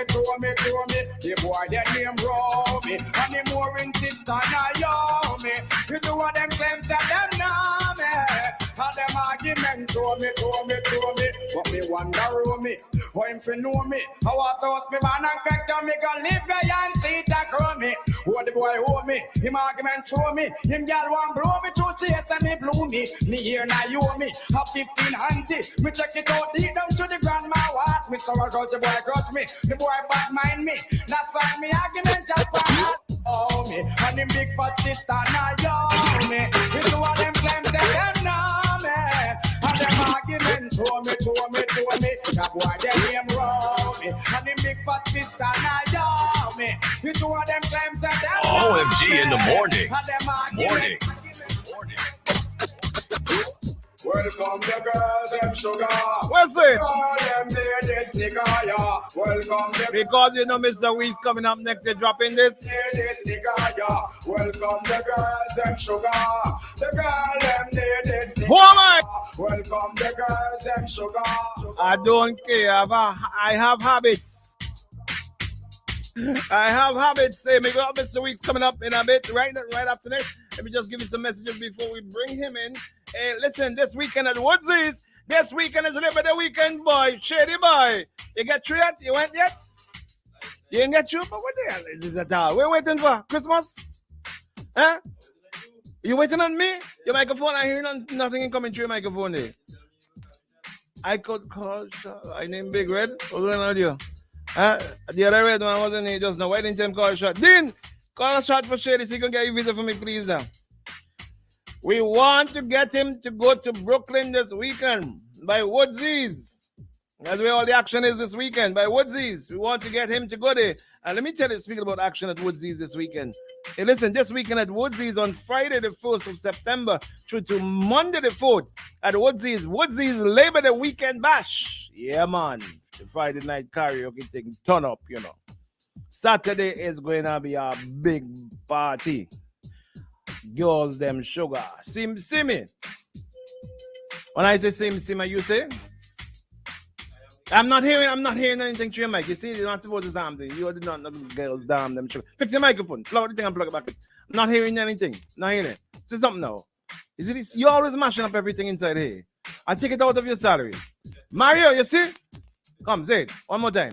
Nothing sale. Oh, Lord of mercy of my soul. Look at what I put up with.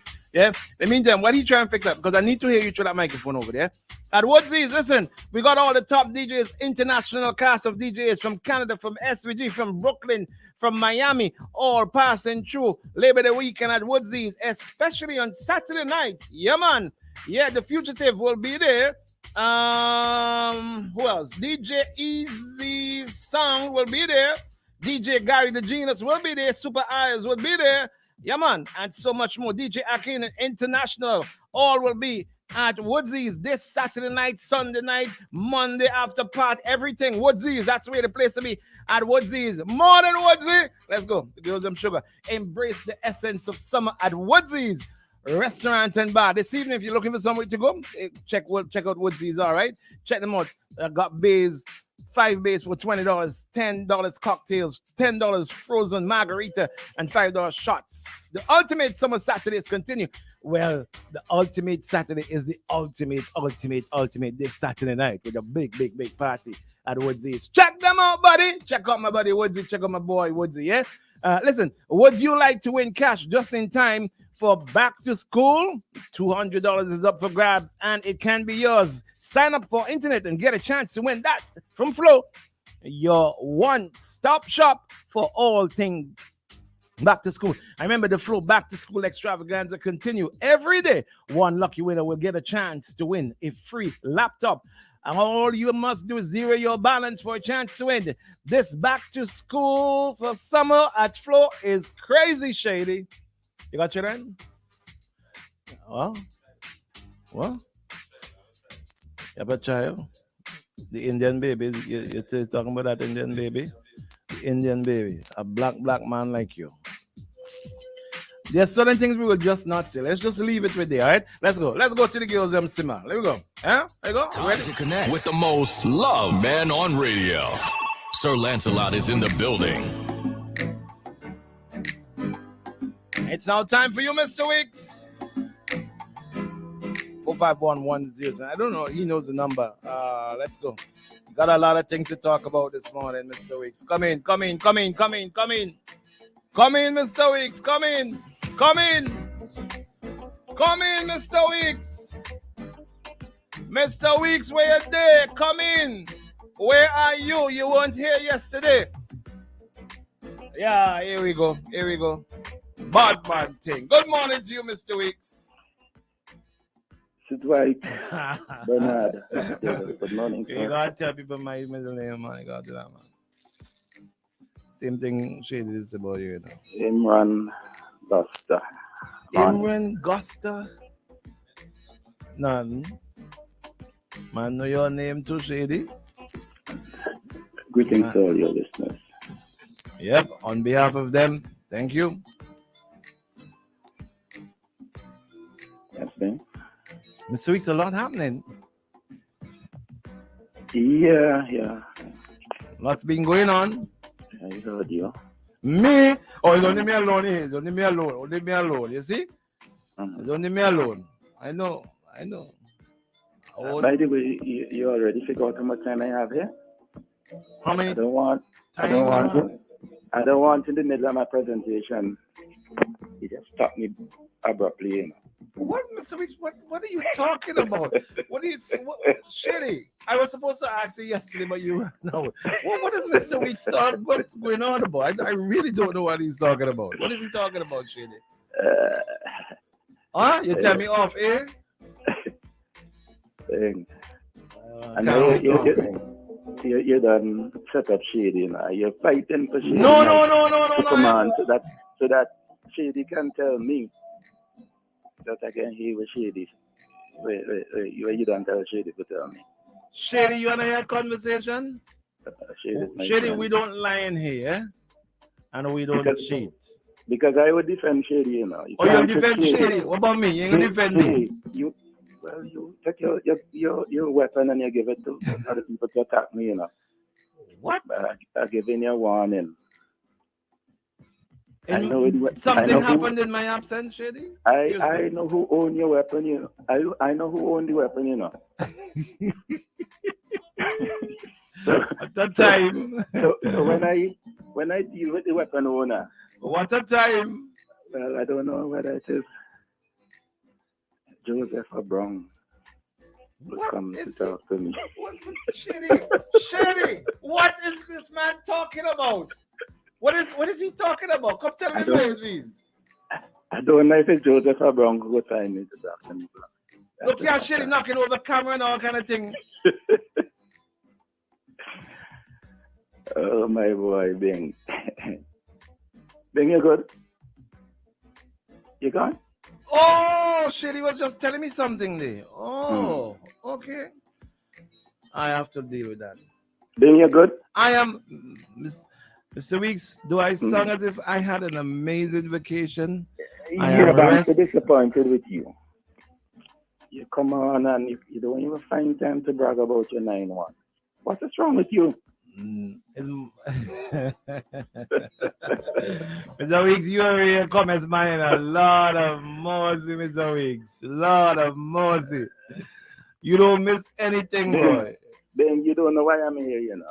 But I know I'm here to inspire the young ones and people who do well.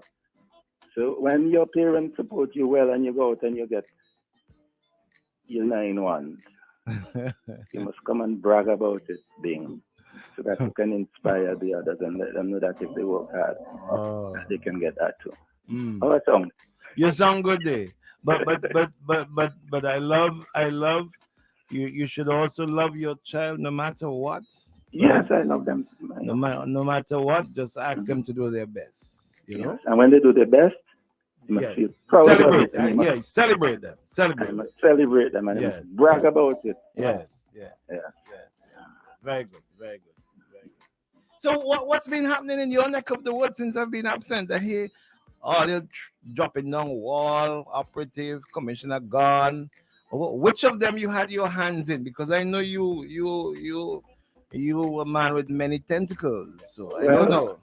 Well, I am happy that Commissioner John took the opportunity to retire and get his benefits and move on. You see, going up higher. That's what he told you. Because I didn't want anybody to come breaking the law to fire Commissioner, you know. Because even, I'm in the labor movement. I'm in the labor movement. So you're saying what I'm hearing you say without you saying it directly is that Commissioner John was not fired, that he decided on his own to retire. I am saying that Commissioner John has left, so nobody who sit down planning to fire him will get an opportunity to Shady, I hope you heard that. So in other words, somebody who we shall not name maybe was planning to fire Commissioner John. So he made the move before that. Is that what you said? You get some good training, you know. And you know you get some good training. We talk about that just now. Wait. Listen, Big Red was going to fire Commissioner, my friend. Yeah, Big Red from Berkeley. You forget you didn't tell me you're going to fire Commissioner? But why would Big Red want to fire? What did Commissioner do? Don't forget your Big Red from Berkeley told you publicly. Yes, he did say that. He did fire Commissioner? Yes. Dr. Friday said publicly in an interview that I did with him. Yes. He said he would fire Commissioner John. He will not get that opportunity again. I don't know he would have gotten it in the first place, but maybe he would fire somebody else. But why everybody going after Commissioner John head so? What did he do? I'm going after Commissioner John. I'm defending the commissioner. No, well, not you. I'm saying Big Red fire him. The other one wanted to fire him. What did he do and what did he not do? What was he supposed to have done? Bing. Some time ago, you come on promoting a study that was going on. And their focus group and how many persons must go and give them information for the messaging. And now you pretend like the people are not here. What is wrong with you? What? Shady, like me something there? Shady, why are you laughing? What is wrong with you? Why are you laughing, Shady? Why are you laughing? Put on your mic. Why are you laughing? Still ain't getting nothing to your microphone. Shady, don't make Bing put any mic in front of you for you to do 2 jobs and pay for 1, you know. Well, Mr. Weeks, what is the real situation with that, though, really? With what? With Commissioner John. But I don't know. I don't home in my house. I don't know. I'm going on. But you didn't home in your house, and you know plenty things. You know, you could tell me things about me and my family. You could tell me things about what going on in Jamaica, you could tell me things about all kind of things. But you're the home in your house. Yeah, listen to you. Do you think the foreign operatives and the handling of the foreign operatives had anything to do with the demise of Commissioner John? I think Commissioner John know people planning for him. Commissioner John got to that point where he can retire at 55. Remember, Commissioner John said right here, you know, that he would be 55. At that time, we got the impression that he was prepared to go on to 60. But subsequently, you hear man come in here and say, go fire him. So Commissioner John must sit down and think, boy, let me just get my pension and don't have to go fight up for that anymore. Let me get my gratuity after doing 35 years of service. All his life, all his productive life. I know Commissioner John is a hard worker who, from very early, he was out there working, doing holiday jobs and so in town. And he went into the police force. Now, I know you have many sources. What are your sources telling you, though? But I don't have any source. My understanding tells me that Commissioner John gets to 55. He requests his retirement. It is approved. He will get his gratuity. He will get his pension, and he will move on to higher things. Higher things like what? I don't know. This is a man with 35 years of experience in the police service. Is he going into private practice as a lawyer? Is he going to be a PI? What?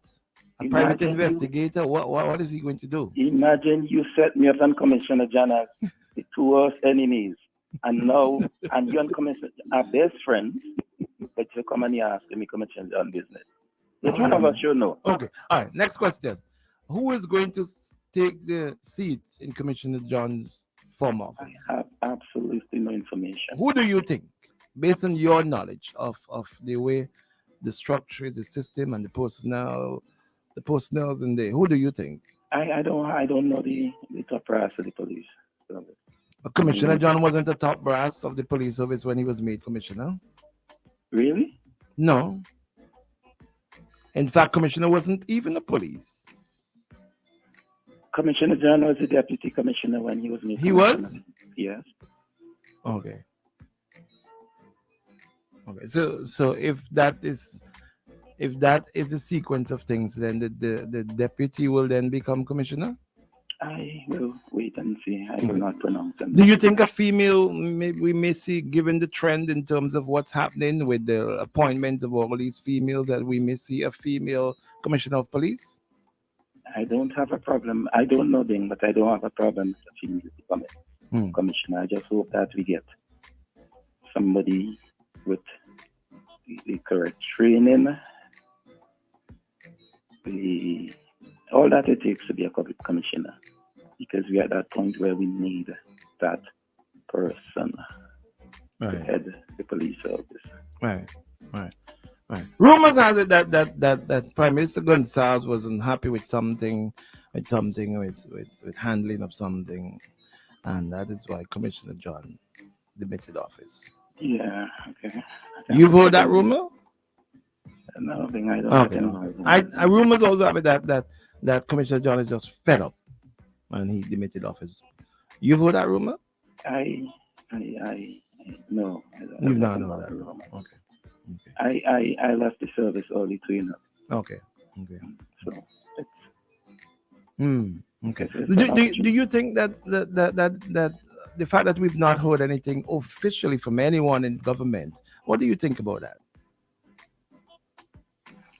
When people are retiring from the government service. Not like this, Mr. Weeks. Come on. You know this is security. The security of the nation is one of the top 3 pillars of governance. Come on. So you know what? That's what you're doing to your friend? No, I'm saying officially from the government, not from Commissioner John.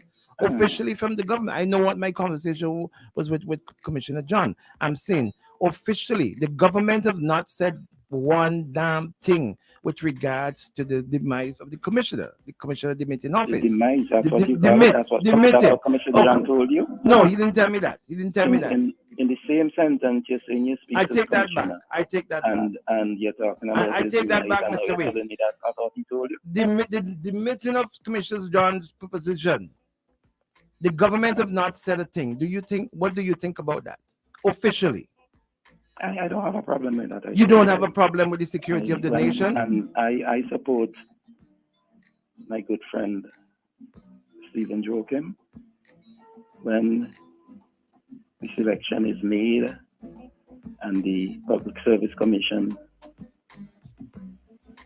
makes the appointment, then it will be fit and proper. How does it go? The selection is made by the Prime Minister and then goes to Public Service, or the other way around? How is it done?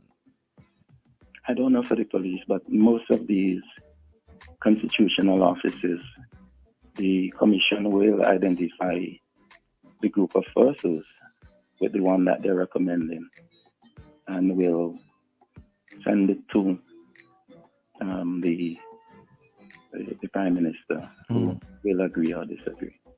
So it's not that the Prime Minister will decide who he wants as commissioner. Well, in practical ways, that's what happened, because if the Prime Minister is to not agree with everyone, right, you override it. It will, the only one that will be appointed is the one that the Prime Minister agrees with. That's what the Constitution says. Okay, Kenson King is online saying the commissioner is solely chosen by the Prime Minister. Is that correct or not correct? I don't know that he's solely chosen. I just said to you, in a practical way, at the end of the exercise, it will be the Prime Minister's choice. Right.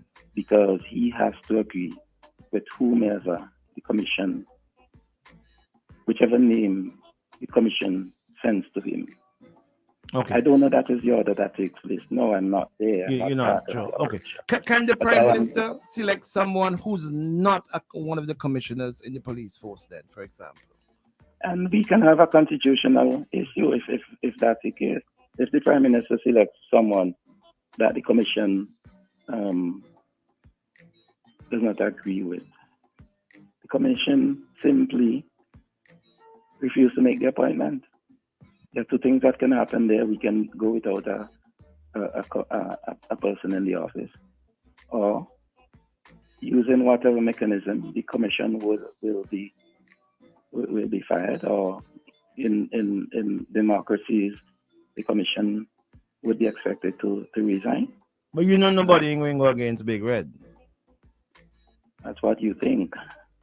Mr. Weeks, we know that. That's what you think, Bing. Well, presently. Talk about before. Presently, no. That's what you think, Bing. It happens every day. They go up against Big Red and they win? Of course they will win. You will not hear it because these are not persons who would come on radio. Okay, Robocop is saying, Robocop, former superintendent of police, I think he was one of the commissioners, I'm not sure, said yes, appointment by the Public Service Commission on the advice of the Prime Minister. But that's what I just said. Right. So on the advice, meaning the Prime Minister will then select who he wants, and the Service Commission will just stamp it. No, that's not how normally it should be done. The commission manages the public service at the top, not on a day-to-day basis. At the top, they manage it. So they ought to get the list of all those who are eligible, and then they select one and send that one to the Prime Minister for his advice. I don't know that is what is practiced. Okay. Kenton King is saying commission chosen no commission, service commission that is, chooses no one to be commissioner. We're pretending we don't know where we live. Which commissioner is gonna refuse to install whoever the Prime Minister chose? I know it happens in other places. But he said in St. Vincent. Well, I mean, Kenson Levy and Kenson knows St. Vincent more than me. I will always defer to Kenson. Someone has said, Mr. Weeks, nothing is done normally in St. Vincent. Doug is saying you guys missing the big picture. Winston saying all you're playing with words, man. Come on, talk straight. George Bandham says, Mr. Weeks, stop fooling the public. You're telling lies. It is a one-man show. That man don't take advice. I understand, George. George, I understand. But sometimes in the country, we used to say, Una no. Bing. Robocop, let me just read this final. Bing and Mr. Weeks, from timely moral, the Commissioner of Police is chosen by the Prime Minister. I said that in a practical way, that is how it is done. Because we would have a problem if the Commission simply go on sending names and the Prime Minister continue to refuse them. Right. So it's not his fault. It is the way the Constitution is set up that at the end of the day, it would be the one that he choose. Right. Eventually, he will eventually choose the one he wants. And what if he decides he wants an outside person to become a commissioner? Then the way things happen at the corporate level, there's networking, and people say, not officially, they say what they want to have. All right. And they know who to say it to. Okay, hear this one. Let Mr. Weeks explain why the Service Commission was taken to court by the Public Service Union and lost in the matter of promotion. Because the Public Service Commission did not prepare a proper case. The Public Commission, and I'm going to offend some of my friends and people who I have great respect for. They appear to be a bunch of lazy person who sit on their intellect with many of those cases, and they don't prepare a proper case.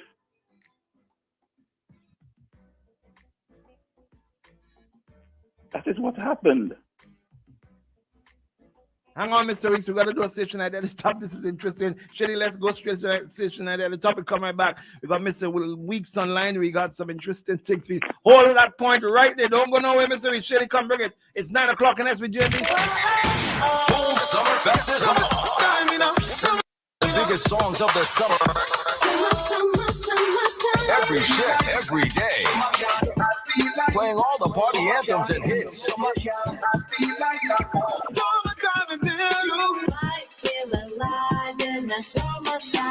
day and all night. We turn up the heat.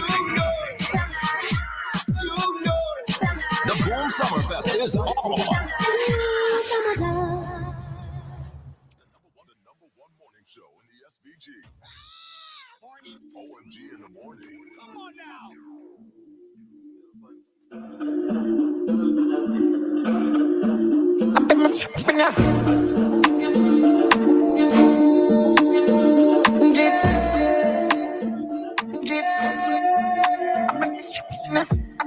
No more keep up, can't stop. Ooh, singer, yeah, bad man.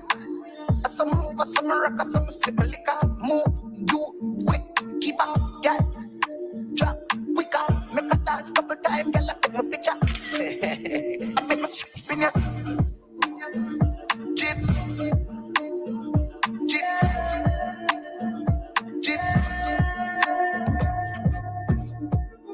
Yeah, Mr. Weeks talk there. I'm so bad man for talk. Continue, Mr. Weeks. Then the ways of persons at the top can get their own way, you know. And it's not now. It went all the way back in Joshua time, in Cater time, in James Mitchell time, and it happens now. The ways people at the top get their own way, and fight people. I gave you enough time now to find out who was Bill Branch. I spoke to you about, I asked you that several months ago, who is Bill Branch? And what you know about him. Bill Branch was a permanent secretary. I served at the permanent secretary level in this country and retired. And more than 15 years after, public servants did all of their work, prepared the file. And the man could not get his pension because it was awaiting one signature. The file goes in a dip. And it is placed at the bottom. And those who are familiar with the public service understand what I'm talking about. It goes to the bottom of the dip. That's a wooden container on your desk that you place the file in. And the attendant comes in and put another heap of files on top of that. And those files would be dealt with. And when it gets to the bottom, and another set, and that one gets to the top, it would be placed at the bottom again. And it took a change in administration for the man to get his pension and his gratuity that he had worked for. That's how things happen at the corporate level and most in the public service. So don't make it seem strange that Prime Minister Gonzalez gets what he wants using the Constitution and using his gift of gab and knowing about how communication takes place is an organization that he can speak with Bing and say, take the man there off of the radio. And Bing may do it. Does that sound familiar, Bing? No, it didn't sound familiar. But that didn't happen. It didn't happen. That didn't happen that way. What didn't happen? You didn't take him off? No, it didn't happen that way. It didn't happen that way. Right? Richard Brown says, Bing, read this from SPG's Constitution. I'm going to read it. I'm just reading it. Right? The power to appoint a person to hold or act in the office of Commissioner of Police or Deputy Commissioner of Police, and subject to the provision of Section 887 of this Constitution, the power to remove the Commissioner or Deputy Commissioner from the office shall vest in the Governor General, acting in accordance with the advice of the Public Service Commission, provided that before the Commission the Commission tenders advice to the Governor General with respect to, and it's ended. I don't know. Richard probably need to continue or continue, then I can't see the rest of it. All right. So. Yeah. So I missed that final leg. The commissioner, the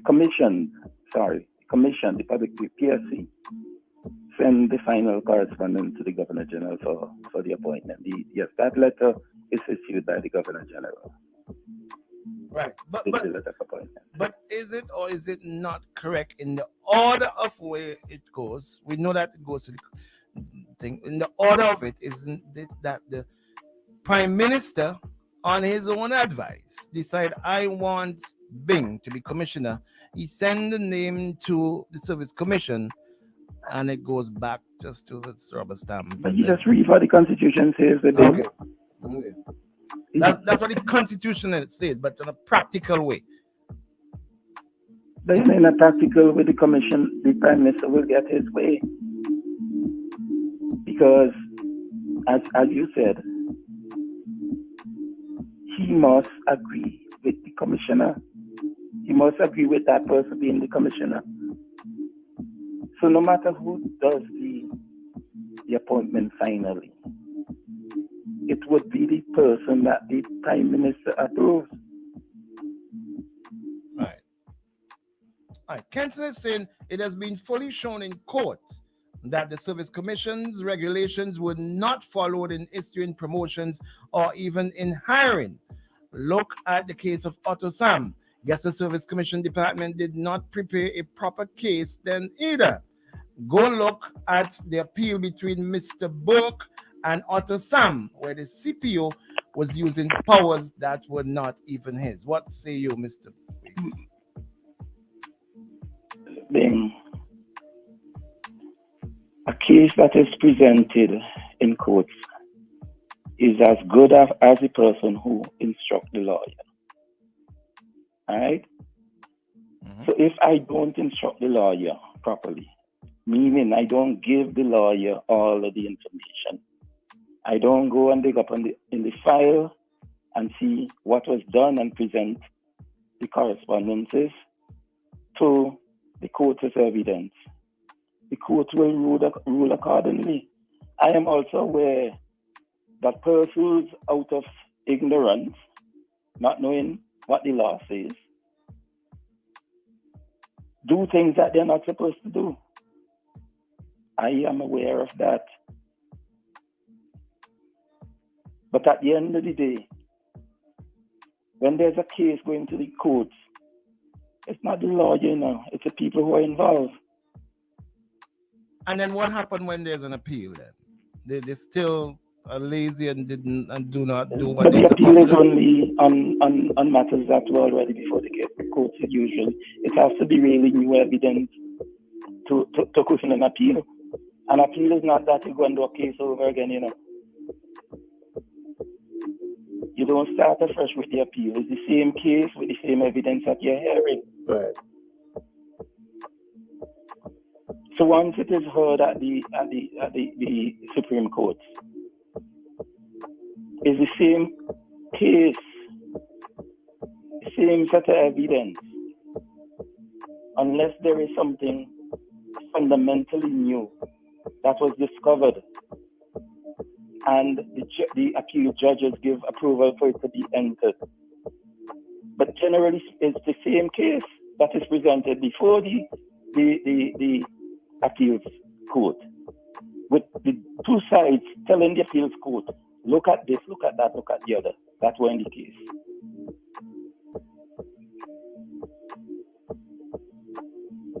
So in the case, in that matter, the government that is appealing would say, well, the judge didn't look at this. The first judge didn't look at that, or did not interpret the law properly.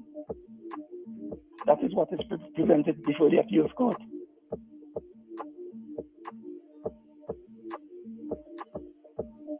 But as I told you, I defer to people with higher learning than me. So. All right.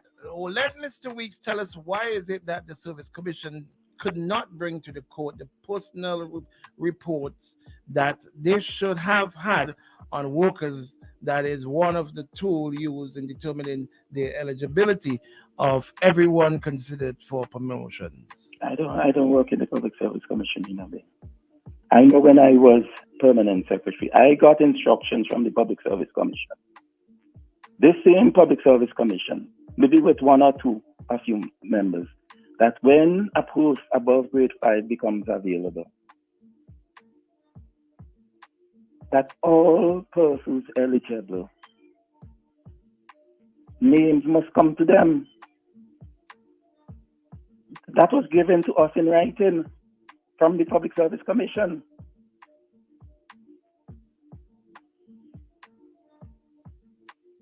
I ain't talking by guessing a bit. I am talking because I was there. I was in the role. And I know, even before I became permanent secretary, when I was doing personnel matters, a grade 5 position to be filled, we have to make sure that we consider all of the persons who are eligible, along with their evaluation. And sometimes we submit them to the commission in order of priority. So we would say, this is the one we recommended. We put that one at number 1. And if not number 1, then it's number 2. Write down the list. Or sometimes you simply submit the list with no order for priority, in no order of priority. That's how I know it is. Well, that's how I did it. And that's how I know it should be done.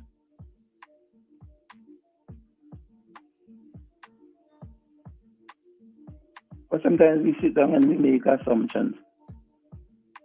I mean, I don't want to take on the people in the public service now because I have left. I've served, I have left. And I hope that they're doing what they're supposed to do. But everything they're doing should be done in accordance with the law. That's how government works. You have the Constitution at the top, and laws are made under the Constitution for public servants to do what the Constitution says must be done. And if any permanent secretary can go to court and prove and provide the evidence that they did what they were supposed to do in accordance with the law, it doesn't mean that they didn't do it either. They may have done it, but if they don't provide the evidence that they did it, then the court is going to rule that it was not done. That's how the law works. That's how the law works, Bing. The evidence has to be provided that it was done the way it was intended to be done.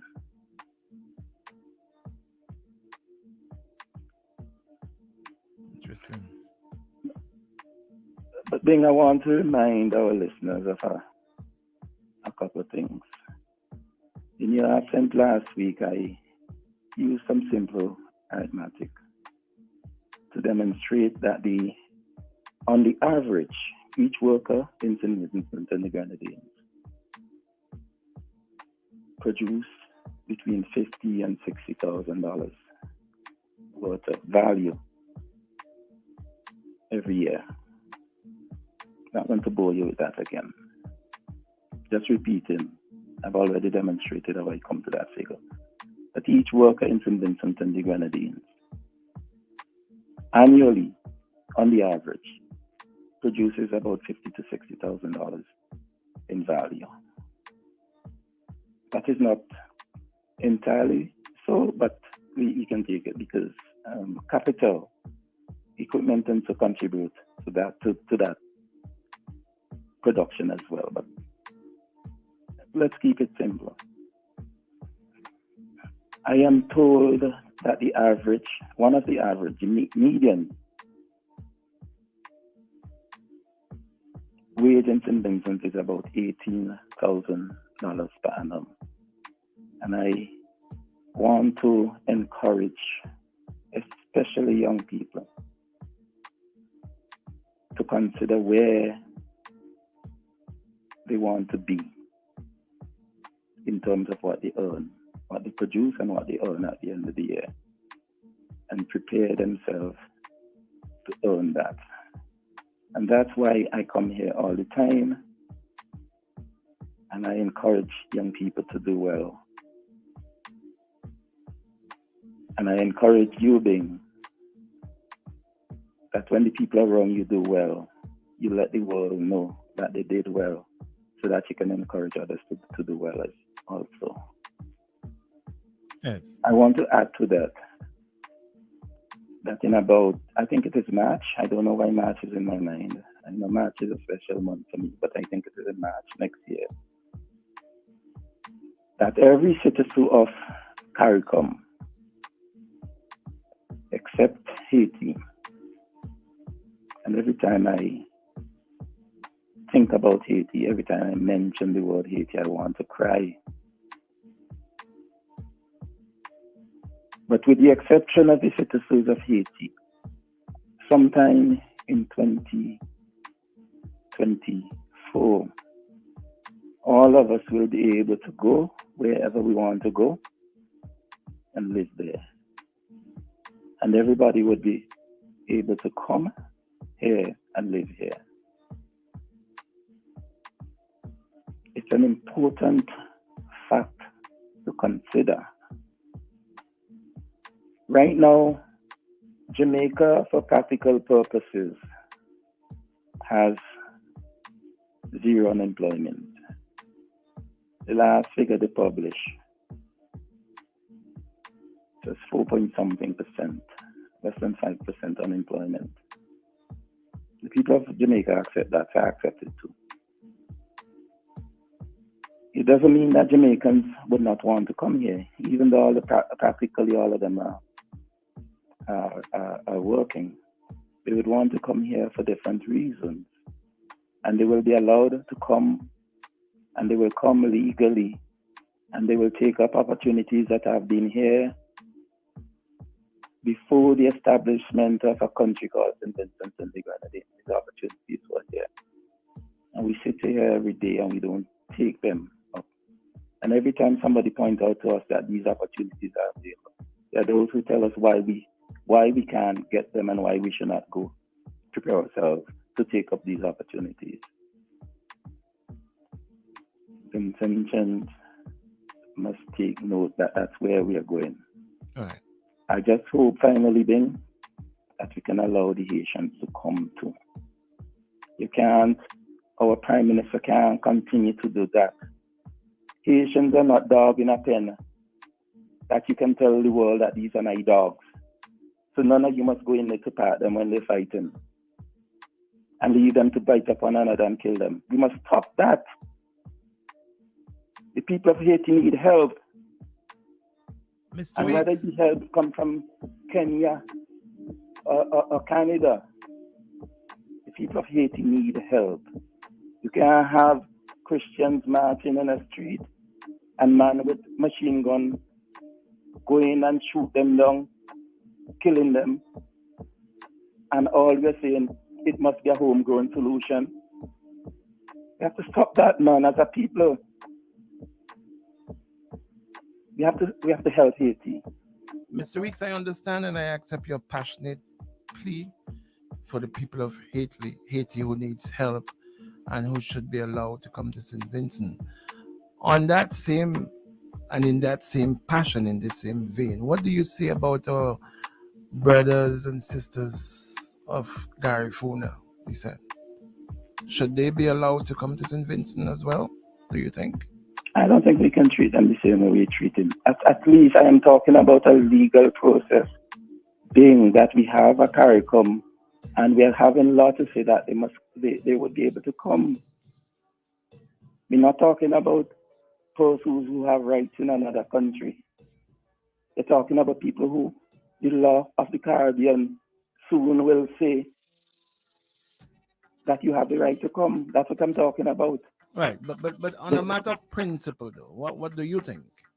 I don't, and people can say that I'm ignorant and I'm dosage, but I don't care to hell about the Garifuna. They're in a country where they have acres and acres of land at their disposal. I am not condoning what was done to them. It was a crime that was done to them. But we live here. And we grew up here. And we can't treat them like if they're born here and grew up here. And for them to come here, you hear how the Garifunas talk to us every time they come here? You hear how they shout at us every time they come here? Do any one of you pay attention to that?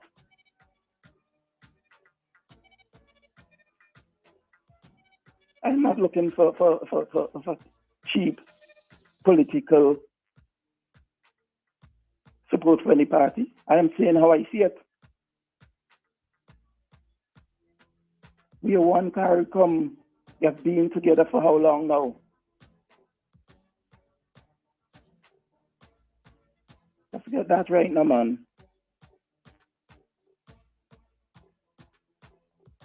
So whoever thinks that I would, because it's not politically correct for me to speak about the Garifuna that way. It's the same way I will speak about the Africans who sold their brothers and sisters to white people and who continue to do that today, selling their brothers and sisters to the Arabs. Bad thing. All right, then. You continue to do it, selling the brothers and sisters to the Arabs. Shouldn't they pay reparation too? I believe they should. They collected money on behalf of the brothers and sisters and they didn't make proper use of it. Thank you, Bing. Bad man thing. So bad man for talk. Thank you, Mr. Weeks. Thank you, Bing. Thank you. Thank you very much. 0511069. I know a lot of you want to call. So, you've been begging me to open the line so that you can respond to whether it is the appointment and how appointment should be made, or cases being lost by the Service Commission, or now the issue of Haiti, CARICOM, or even Garifuna. 0511069. Let's take your calls quickly. Good morning, caller. You're live. Bing boy. Bing boy. Say the morning. I knew this was coming. I knew this was coming. I knew. Let me be cordial. Good morning, Bing. Man, don't tell me. I don't want to be cordial with you. You're a horrible human being.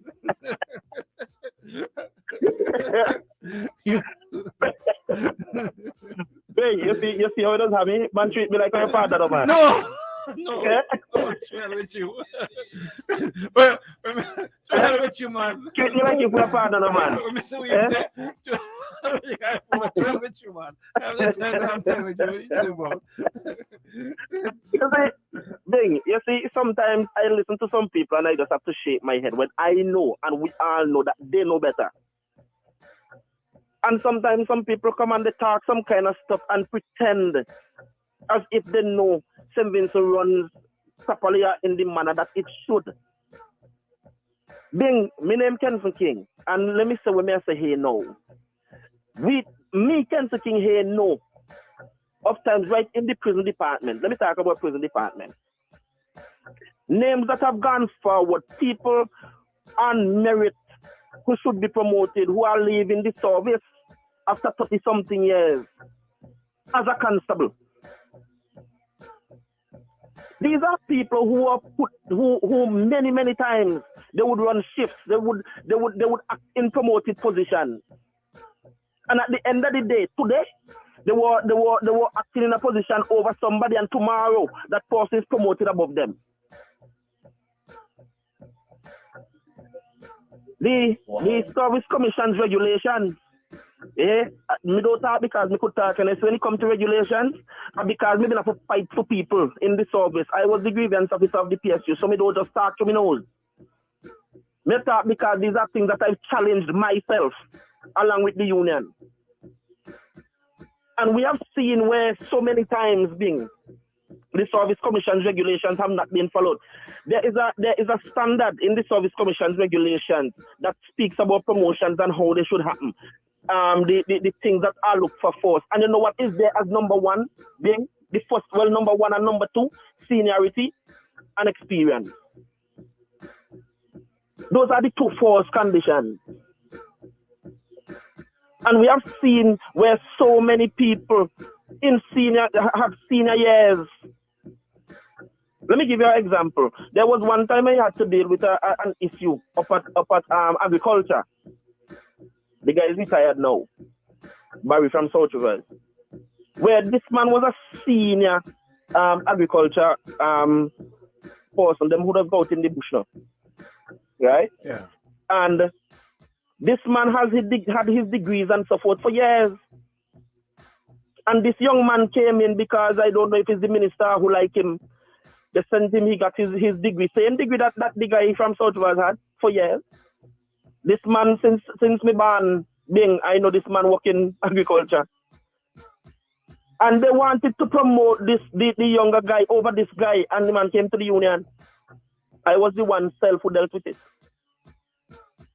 And where the legislation had to be sent to them to let them know that seniority is forced. And also, if two people have the same degrees, the same qualifications, seniority will always trump and make and decide who is promoted. You see what I'm saying? So them kind of stories, they are joke. And when Mr. Weeks want to come and talk about, the Service Commission went to court unprepared, almost every person who works up at the Service Commission at certain levels have to do a law degree. So these are not people who are ignorant of the laws. And you should not be ignorant of the legislation that govern you. And we have seen so many times where the Prime Minister and others have had their hands. And me could say the Prime Minister, because when we were at prison, we had a meeting one time. A meeting was called. And at the time, Mr. Andrews, who was ASP, he said to us plainly, he said he's angry and he's not taking part in sending up no names for promotions because the list that they sent, they are the head of department because it starts there. The head of department is who will make recommendations because you are there on hand to see how your people work. And so they will have to write, they're supposed to write quarterly reports to send to the Service Commission. Ask them how much they have. At Service Commission how much they have because up to now they cannot present them to the court when the court asks for them in that promotion case. Up to today they cannot present them to the court. And Mr. Andrews told us, he said, when we took the list over to the PM, the man said, he sent it back because who he wanted on there wasn't on there. Even in matters of training being, Mackenzie King here, my name, I remember it got so bad because every time I'm supposed to go overseas for training, my name is taken off. When you reach over to national security, over by the PM. Mr. Charles, now who they're forced to retire as superintendent of prison. He took a list himself. The man walked, he didn't send it to correspondent. He took the list himself and carried it. And he was told, he said, watch me, if it was left to me, I would have do it. But you know, when this go up to the PM, Ken's name have to come off. So these things here that Mr. Weeks want to pretend not happen is a joke. Let me say before I go, two things. One, the Service Commission's regulation states there are two ways in which people will act. Either one, you act onto promotion where they put you in the position to act so that they could get accustomed to the position, know the ropes and whatever, basically training. Or you are acting in the position of someone who gone on vacation or something and you must be paid a percentage of the salary that you would have been getting if you were in that promoted position. But we know how things work here. But let me say, when some of us want to be on radio and those places talking about, oh, I know what I'm talking about, and me not just talk this and that, they're right. And me not call nobody name, they're right. But let me say this. When you have documents to show that way your talk is joke, and that special audits have to be done on your tail. Eh? And in this special audit, when they could say that you, basically you're corrupt, because the same things are them that you should know. You're not going to follow them. You cut corners and do all kind of things. I want them from things. Yes, thank you. So let us not pretend as if we don't know how the service does run. Let me not pretend that. Have a good morning, Bing. Right, my brother. Thank you. 451-1069, that's the number to call. 451-1069, that's the number to call to get in on the discussion this morning. Let's do this. Caller, good morning, you're live. Yes, good morning. Good morning, sir. How are you? Well, after listening to that, what should I call it? Is you who say I don't give a damn a hell about Garifuna? Is you who say that? Well, I take strong offense to that. Strong offense to that. But this is, as Abidjan says, this is not a real place in truth. And you know, the words that come out of some of us mouth, it only goes, in my opinion, it only goes to show the kind of people we have in this country. Some of them pretend to be Christians, some of them pretend to be so, such good citizens, but as Pharaoh asked the question in one of his gems of Calypso, how does someone really become a good citizen? Talking on behalf or trying to defend the status quo? That's how you become a good citizen? And you see why we have to have revolution? Not revolution like how the Prime Minister talk about it, but that's how countries have revolutions and counter-revolutions. Huh? When you make such statements without any regard to people, human beings, flesh and blood people. It's only a damn fool will not. Everyone is entitled to their opinion, just like you. I know that. I know Dave, you're so- entitled to your opinion And as well. I'm saying everyone, just as you are as well. All right, so, and that's the reason why sometimes, like I said, that's why you have to get hostility in a particular country, because while you have your entitlement to say what you want to say, sometimes the remarks or whatever we say about other people, it's bound to blow up in your face. Thank you, man. Have a good day. Thank you, my brother. You too. All right, 2511069. All right, let's see that one out. Oh, interesting. I tell you, it gets spicy. We got another segment, but we got to take a commercial break, so we can't take. I will not take any more now at this time. Shady, let's take a quick break and come right back. When we come back, we're gonna get interested with Dr. Richards. Let's hear his views on some of the issues that we've been discussing all morning long. Right here on OMG, it's Tuesday morning. This is where we take it to hell to them on a Tuesday morning, and we have been doing just quite that. Won't you say, Shady? Take me away with some commercials. And get $50 cash back for you and $50 cash back for your friend on loans of $3,000 and over at Quartz Ready Cash. Isn't it good to know that no matter where you are, you're covered? Covered by a company owned by Vincentians that understands your unique insurance needs. At Metrosint General Insurance Company, we've invested 50 years of service to guarantee that you have the peace of mind that you deserve.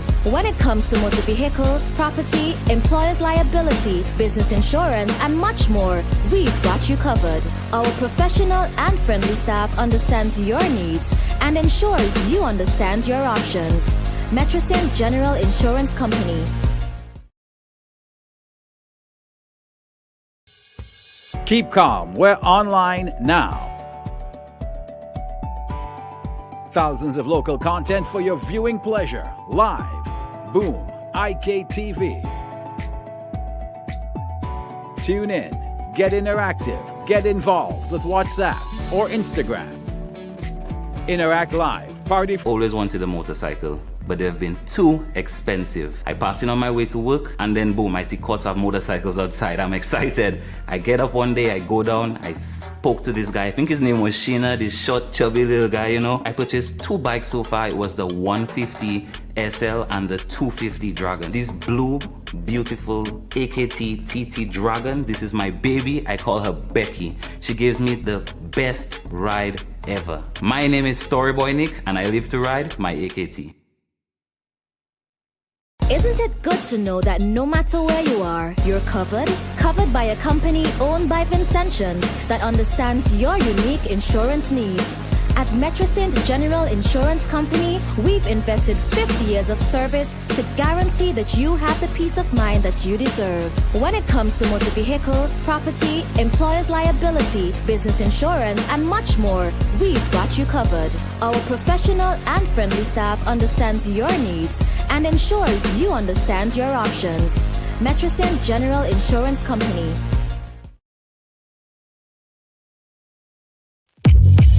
Your vision is our mission at Quartz Optical. Shop today for up to 25% off. And with Ready Finance, pay nothing for 30 days. Book your free eye examination appointment online at www.quartzoptical.com. Your vision is our mission. Up to 25% off your completed eyewear. Only at Quartz Optical. Value you can see. Conditions apply. See in-store for details. Keep calm. We're online now. Thousands of local content for your viewing pleasure. Live. Boom. IKTV. Tune in. Get interactive. Get involved with WhatsApp or Instagram. Interact Live. Party from home. Subscribe, follow, send us your voice notes. Check us out on Instagram, Facebook, WhatsApp, or call us live in studio. Be where the world is going. Stay home and connect online. Boom 1069, IKTV. Join the evolution. It's all about you. Connect now.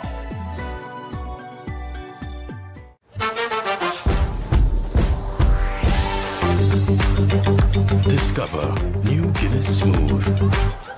Perfectly balanced for a smooth, refreshing taste. New Guinness Smooth.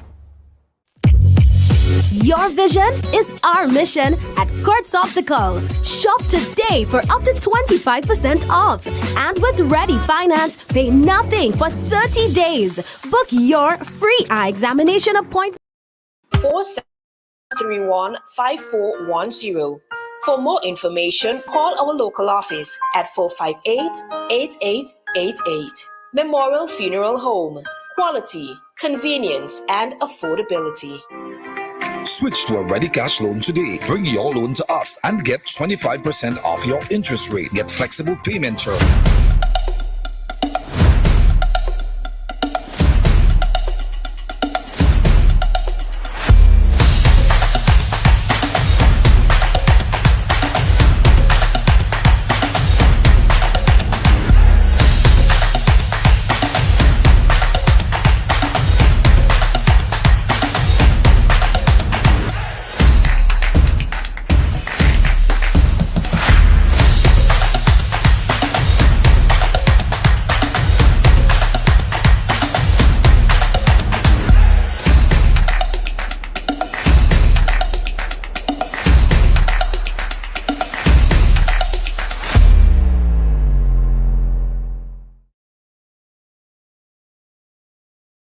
Just any bank. We're the People's Bank. Your Penny Bank, and so much more.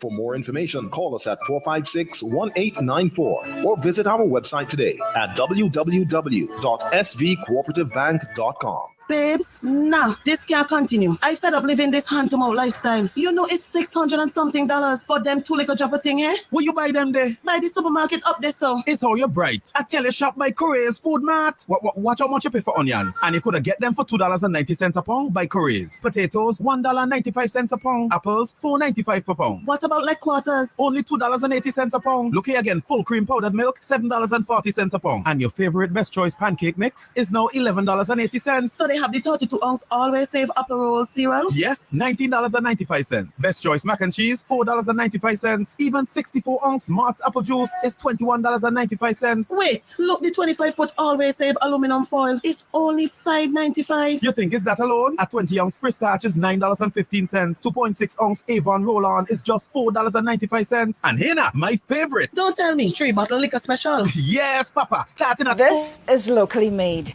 My name is Jillian Crookshank. Join us on IKTV channel 112, where we premiere and air Locally Made, a program featuring locally made produce right here in St. Vincent and the Grenadines. We'll show you how it's made and how it is done. Remember, every Thursday, 8 p.m. on IKTV channel 112. Yo, King Ken, G to the E to the.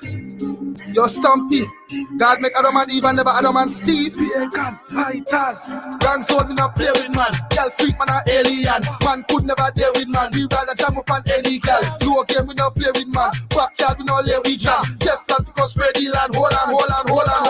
Man two man that are bad news. Fire them the miss and shoes. Them speecher they confused. Fire them the miss and shoes. Them we plug with the wrong fuse. Fire them the miss and shoes. Them we have on the wrong shoes. Fire them the miss and shoes. Fire them. Kid, I'm happy you're in here to hear. I'm happy you're in here to hear. When I told Miss Andrews and all they go hating, eh? All right. At SVG Tires, they have a special on tires going on. Buy a regular price and get the fourth one free. What?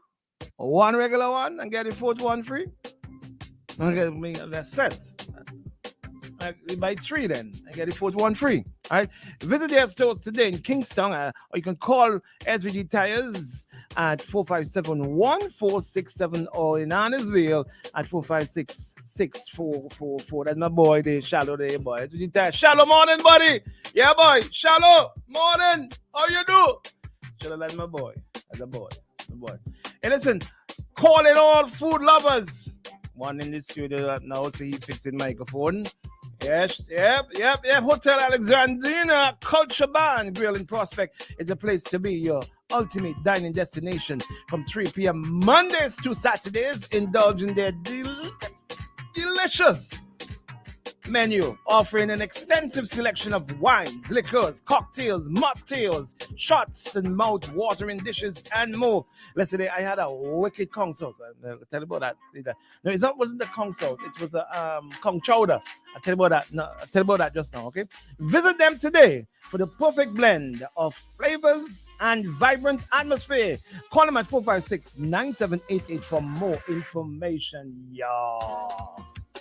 As we talking about. Don't forget to check out Flow Back to School Extravaganza. It continues today. One lucky customer will have a chance to win a free laptop.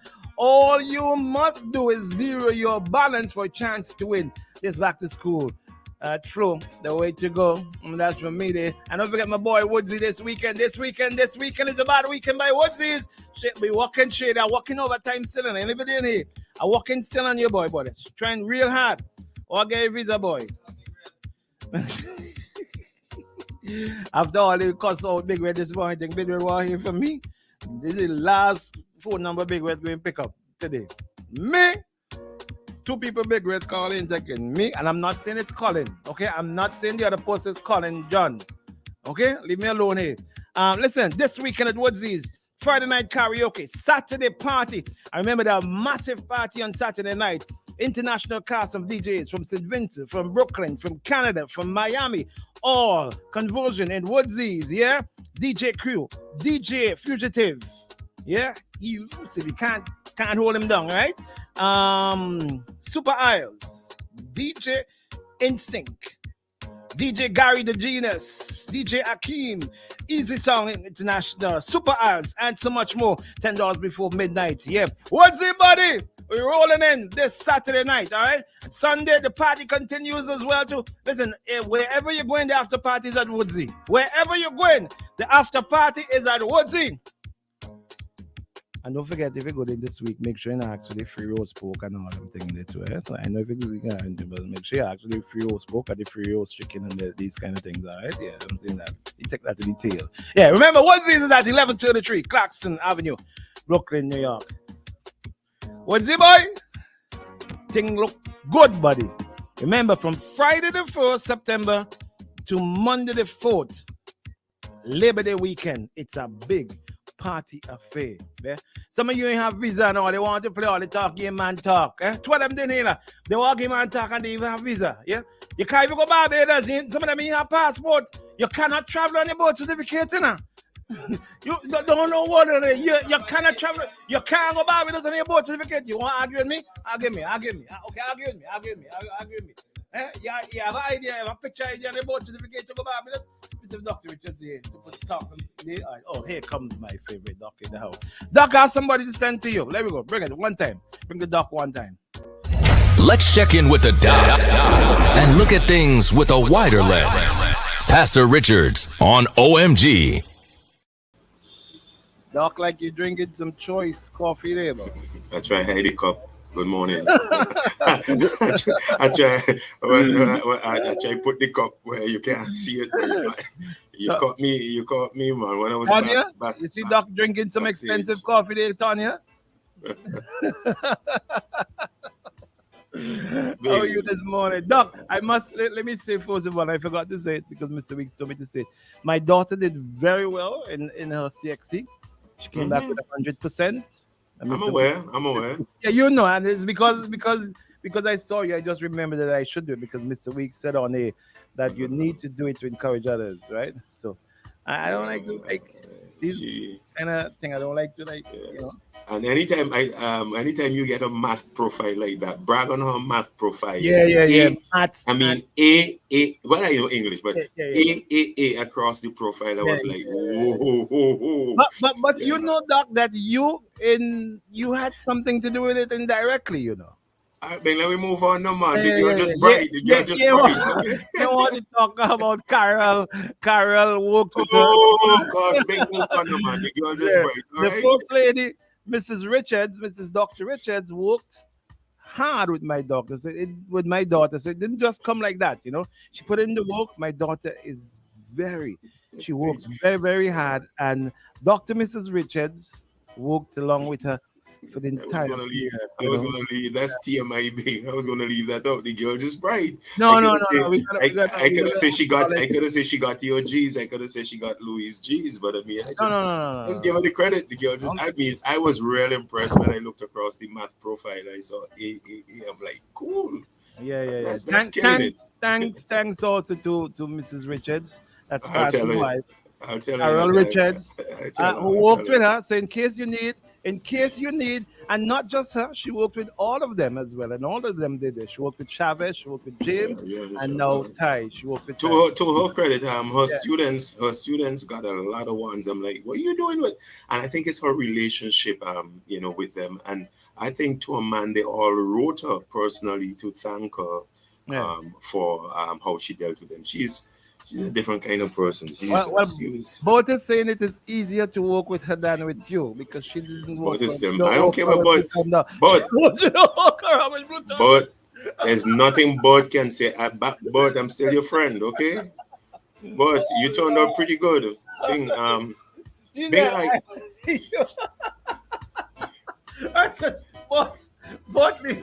But is only saying that. Bud knows. Bud is saying, because she is an easier person to work with because she don't have a Blue Thunder. And people oh, God. But okay, I'm done. This is not big thing. I listened to your I actually followed on Facebook this morning and I realized this is where the action is. Normally I would listen on radio and do other things, and something was up with the radio this morning. I'm not sure, tune in. So I was not getting the station volume on the station. So I said, let me go to Facebook, and what an education that was. It's really something to follow all of the interaction. George Ballantyne, I have to hail you up. George was in St. Vincent just the other day. Catching on to the Facebook community action. They're very vibrant group, and it's really interesting. I really did learn a lot. I mean, but George was let me go with George first. George was in St. Vincent, and George came to look me up.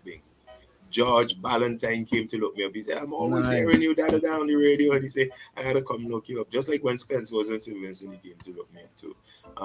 Adriana had some comments there. I was like, oh, this is interesting. There was a little interplay going on between her and Richard Brown. And you learned a lot just following that in interaction. Bert, as usual, Jam Buns, boy, that guy. Jam Buns ain't have a filter. Jam Buns, Mr. Young, he just calls it as he sees it. Spider. That's Spider. And we have them on both sides. We have Richard Brown, Robocop. We have Richard, and When you say both sides, what you mean? Of the political supporting different sides. They're supporting different sides. Politically. Well, yeah, but that's neither here or there to me. I listen to both because I learn from one side, let us say Richard Brown, as much as I will learn from the other side, let us say Kenson or Adriana. I mean, you can learn. The fact that somebody is wearing a particular party tribal color doesn't mean that you can't learn from them. I don't know where we get this from, Bing. I mean, we could learn from Adriana, we could learn from Kenson, or we could learn from Jeffrey, we could learn from Richard, or we can learn from. You said Jeffrey?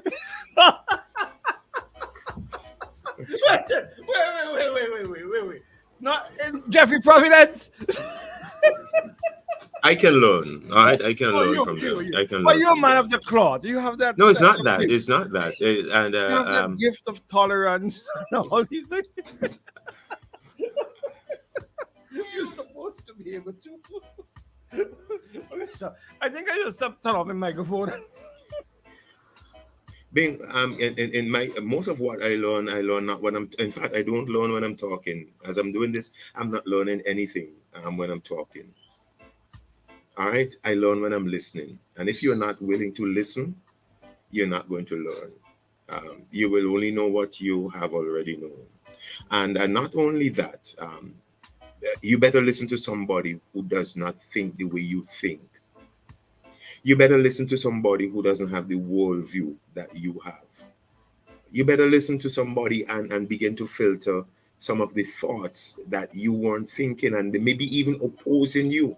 And as I watched, and I learned a lot this morning as I watched the Facebook, I'm like, okay, let's see who's listening, who's not listening. Let's see who's just giving their opinion. And for me, anyway, I don't learn much when I'm just the one giving opinions. I have to listen to not just opinions that are congruent with my opinion people.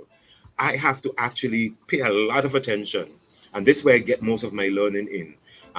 As I listen to people who don't think like me and say the same thing, and even people who oppose me, that's where I'm like, here's a problem that we have. Calcification, it's a term out there. You might want to check it out when something becomes calcified. And sadly, a lot of opinion shapers, a lot of influencers, powerful influencers on your medium and other media, I have come to the opinion that perhaps they need to re-examine whether or not their positions and opinions are not calcified.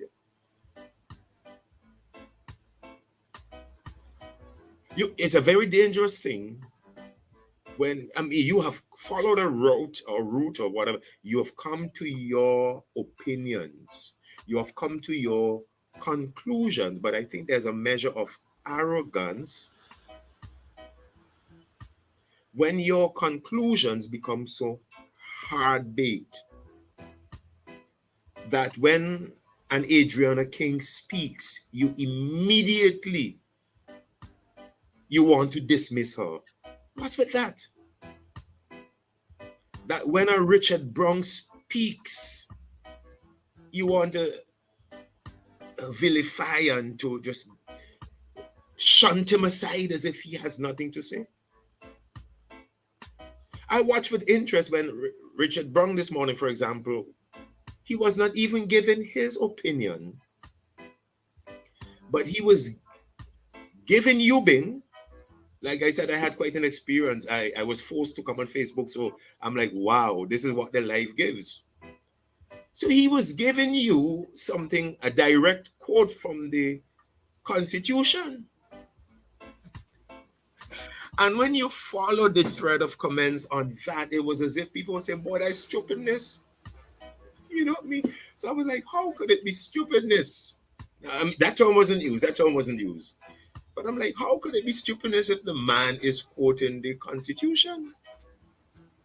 Then Kenson comes back and he asks certain questions about the Public Service Commission and very sage questions, very pointed, that would give you cause for pause, at least stop and think and provide an answer. And rather than provide an answer for Kenson, just because he is Kenson, you see here and there a little opposition. I'm like, so basically, you have come to a conclusion, whether you have come to a conclusion about Richard, or you have come to a conclusion about Kenson, or you have come to a conclusion about Adriana, that nothing they say could make sense.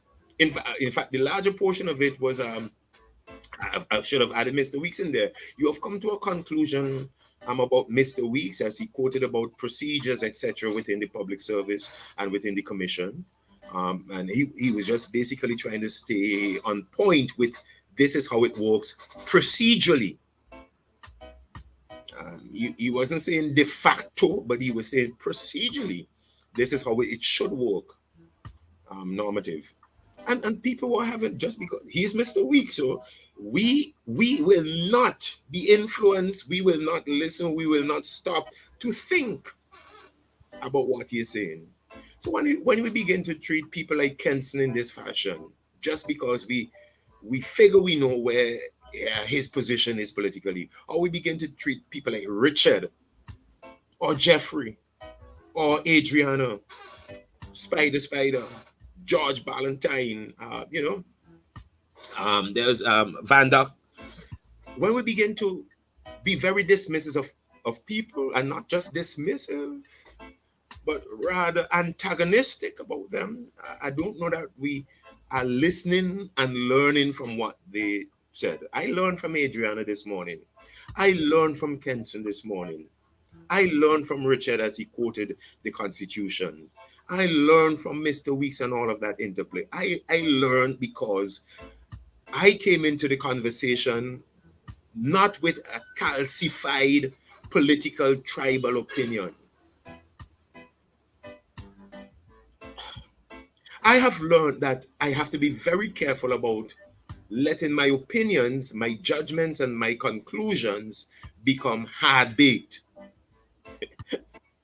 Because when they become hard-baked, there's not much you can do but take it out the oven and serve it. There's a lot more benefit and there's a lot more learning that can happen in the process. For me, I can only speak for me. If my positions are adjustable and even malleable. And I have to allow my positions to be changed, not by those who agree with me, because if I listen only to those who agree with me and I applaud only those who agree with me, and I basically find comfort in only with those who see what I'm thinking, I will always think the same. I tell my leaders that I work with and try to influence and mentor, I said, listen more to the people who don't agree with you. Listen more to the people who rub you the wrong way. Now, not a lot of leaders are like that. I will tell you right now, some leaders are very irritated when people don't see what they see. Some leaders are very annoyed and very angry and become very vindictive if you dare utter an opinion that is different from theirs. And I'm like, I'm sorry for them. You have to be, you have to allow your positions, your opinions, conclusions to be so adjustable and, like I said, even malleable, and particularly so by others who have a different view of the spectrum, of the prism than you have. We are too often guided and we are too often stymied and imprisoned by motivated reasoning. You might want to write that down because I've talked about this before. Motivated reasoning that you would reason, you're a very reasonable person. And I was like, I read through the thread this morning, Bing. Just give me a minute to wrap up. I read through the thread this morning and I'm like, that person can reason. I mean, your argument is very reasonable. I read what you said. But it is motivated by the position that you already hold. So that's a problem. Your belief perseverance is another problem. Belief perseverance is you have this particular belief about Pastor, you have this particular belief about Richard, you have this particular belief about Mr. Weeks, you have this particular belief about Kenson and Adriana, you have this particular belief. Boucher, you're in there too, Boucher. You have this particular belief and nothing they do or nothing they say or whatever people would present you with, you are not going to shake that belief. Belief perseverance is a dangerous thing. Belief perseverance is not anchored in truth. It is anchored in where you are comfortable, and you will believe whatever you're comfortable with about another person. And therefore, you don't need to believe certain things about Mr. Friday and perpetuate that, or believe certain things about Mr. Gonzalez and perpetuate that. Belief perseverance obstructs you from getting to the truth. Cognitive dissonance and reticular perception. Reticular perceptions, I've talked about this before too, where you tend to see what you're looking for. If I'm looking for, the other day I was looking for a car. I mean, you know, and you search it on the net. Let us say you search for Mazda, blue Mazda. And immediately, because that's in your mind, everywhere I was looking, all of a sudden, blue Mazdas start appearing. There's a field of science that explains that what you're focused on, what's in your thoughts, is what you tend to see jump out, and that confirms it as if it's a reality. It's no more reality than red Mazdas or red Hondas or whatever the case. It's just that your thoughts, reticular vision, your thoughts are so zoned in on a particular thing that whatever you're zoned in on, you tend to see it. So these are the kind of things that I think about to expand my worldview, to expand my vision, to help me to accommodate the Kenson Kings and the Adrianas, and to value them and to get something out of their contribution, to get something from Mr. Weeks, to get something from my fellow Vincentian Richard Brown and those other overseas like Jeffrey, to value and listen. Sometimes I was like, let me think that through again. And sometimes I was like, come on, man. And I think when we get to that point where we can listen to our fellow Vincentians and applaud them when they're right and think through when they say things that are different to us, I think we will not only be at a better place, but we will be at a place where we can better ourselves. That's my contribution. I was glad I got a chance to follow the Facebook Live today so that I can learn some things and to make reflect. Wow, Doc, that was amazing. Say good morning to Claire. Claire said, you see what I tell you I like to hear, Pastor? At the end of the show, he brings it all together. Say good morning to Claire, Doc, please. Claire's my cousin, and but I think, she is not bigging me up because she's my cousin. I appreciate her thoughts and all of that. All right. Take it back. What is about Jeffrey Providenzo? He likes the Cutlass. He likes Stephen joking. Take it back. No, you gotta listen to Stephen. Bing, for example, Stephen doesn't think the same way I do about spiritual matters and stuff like that. Same Max. Same with Max. Max doesn't, but I listen to them guys because they're things that they're saying that are valuable. I can't just dismiss them and say, well, he doesn't believe in God, or he doesn't believe in spiritual. I can't do that. Yeah. I would miss the valuable input that them guys are bringing to the table. There are areas of disagreement, for sure that's going to happen, but we can't throw the baby with the bathwater. We have to listen to people. You hear me? Definitely. All right. I hope this commentary today is going to be very good one, Doc. Very good one. It's well, I don't know if it's because I was away for a while, but I really enjoyed this commentary this morning because it touched on the different areas that I thought was quite interesting. Because while you said you were following, I don't multitask well, so I don't get a chance to really focus on the live and the chat as I should. It was good. It was an education. I did this morning, and I saw what you were saying this morning. I saw the varying opinions and all of that. That's why I started reading them and all that. It was a good discussion, jump off point in many areas, so great opinions. And again, just great opinions, very reasonable. Just don't be calcified. Let it become hard baked. Don't just put your opinions out there, but get some opinions from some other people. Have a blessed day. Thank you, Doc. Thank you. And Kenson's a horrible human being. Nobody's neither. Kenson's a good former. Bing, just like you, Kenson was a good former student. He was really a hard worker. Bot is back again. Bot is back again. And just got a message from Louise to tell you, thanks to Carol, she tutored. Let me read it properly. She tutored Ty. Thanks to Carol. Carol, in those cases, you don't, is the wife of Dr. Richards. She's all about it. She has magic. She has magic with those children. I don't understand. Well, this is what Bot is saying. Bot is saying, Bing, I wish he used to teach like his wife, Carol, instead. Whipped us. You know, I said I listen to all opinions, but let me no, just kidding you. But Louise, Louise is an amazing lady to interact with. Being, I would have to say that one of St. Vincent's gems, very, very classy lady. Thank you, Doc. Thank you. All right. Thank you. Okay. All right. Thank you very much, Doc. Yes. Listen, the Shade Room is up next, and that was Dr. Richards. A very interesting one this morning. This morning I really enjoyed this morning program.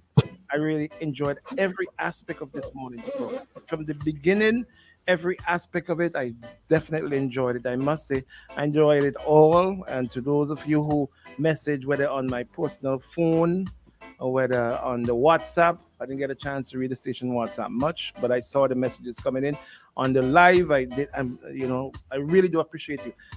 And I appreciate those persons who say that they're constantly trying to call to get in. I'm working on getting another line fix so that we won't have the lines that are tied up that are constantly busy. So you can call. I appreciate you wanting to call as well too. I appreciate you all. And those of you who start from this morning early, from since we start, who still with us, thank you very much. Some of you horrible, and I just would never like some of you, and that is it. That is how I am. I don't care. I don't like some of you, and that's it. I just don't. And Pastor be vexing me. I just don't like some of you. That's fine. That's fine. And Pastor, pass with at least if you have to agree with me for being honest. Right, Shady? I just don't like some of them. I don't like them.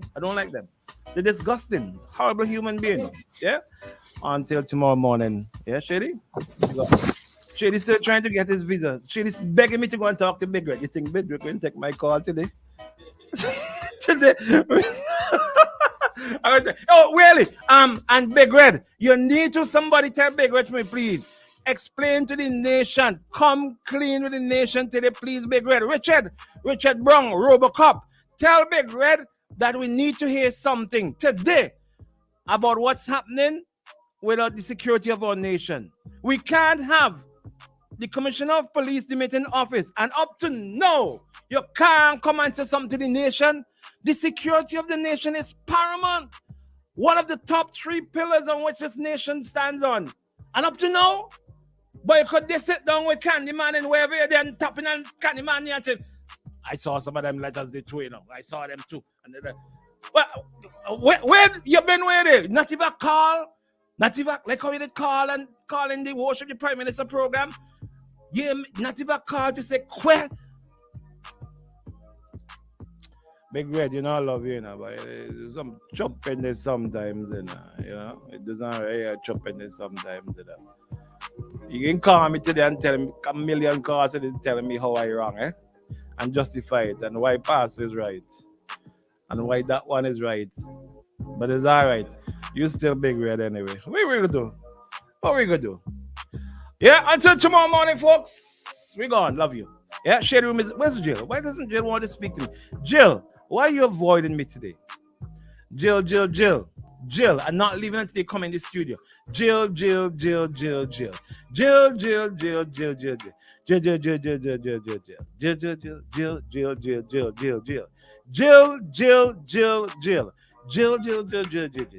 the people are calling for you. The people need to hear you, Jill. Come on, Jill. It's been a while. I haven't spoken to you for a while. Oh, here she comes.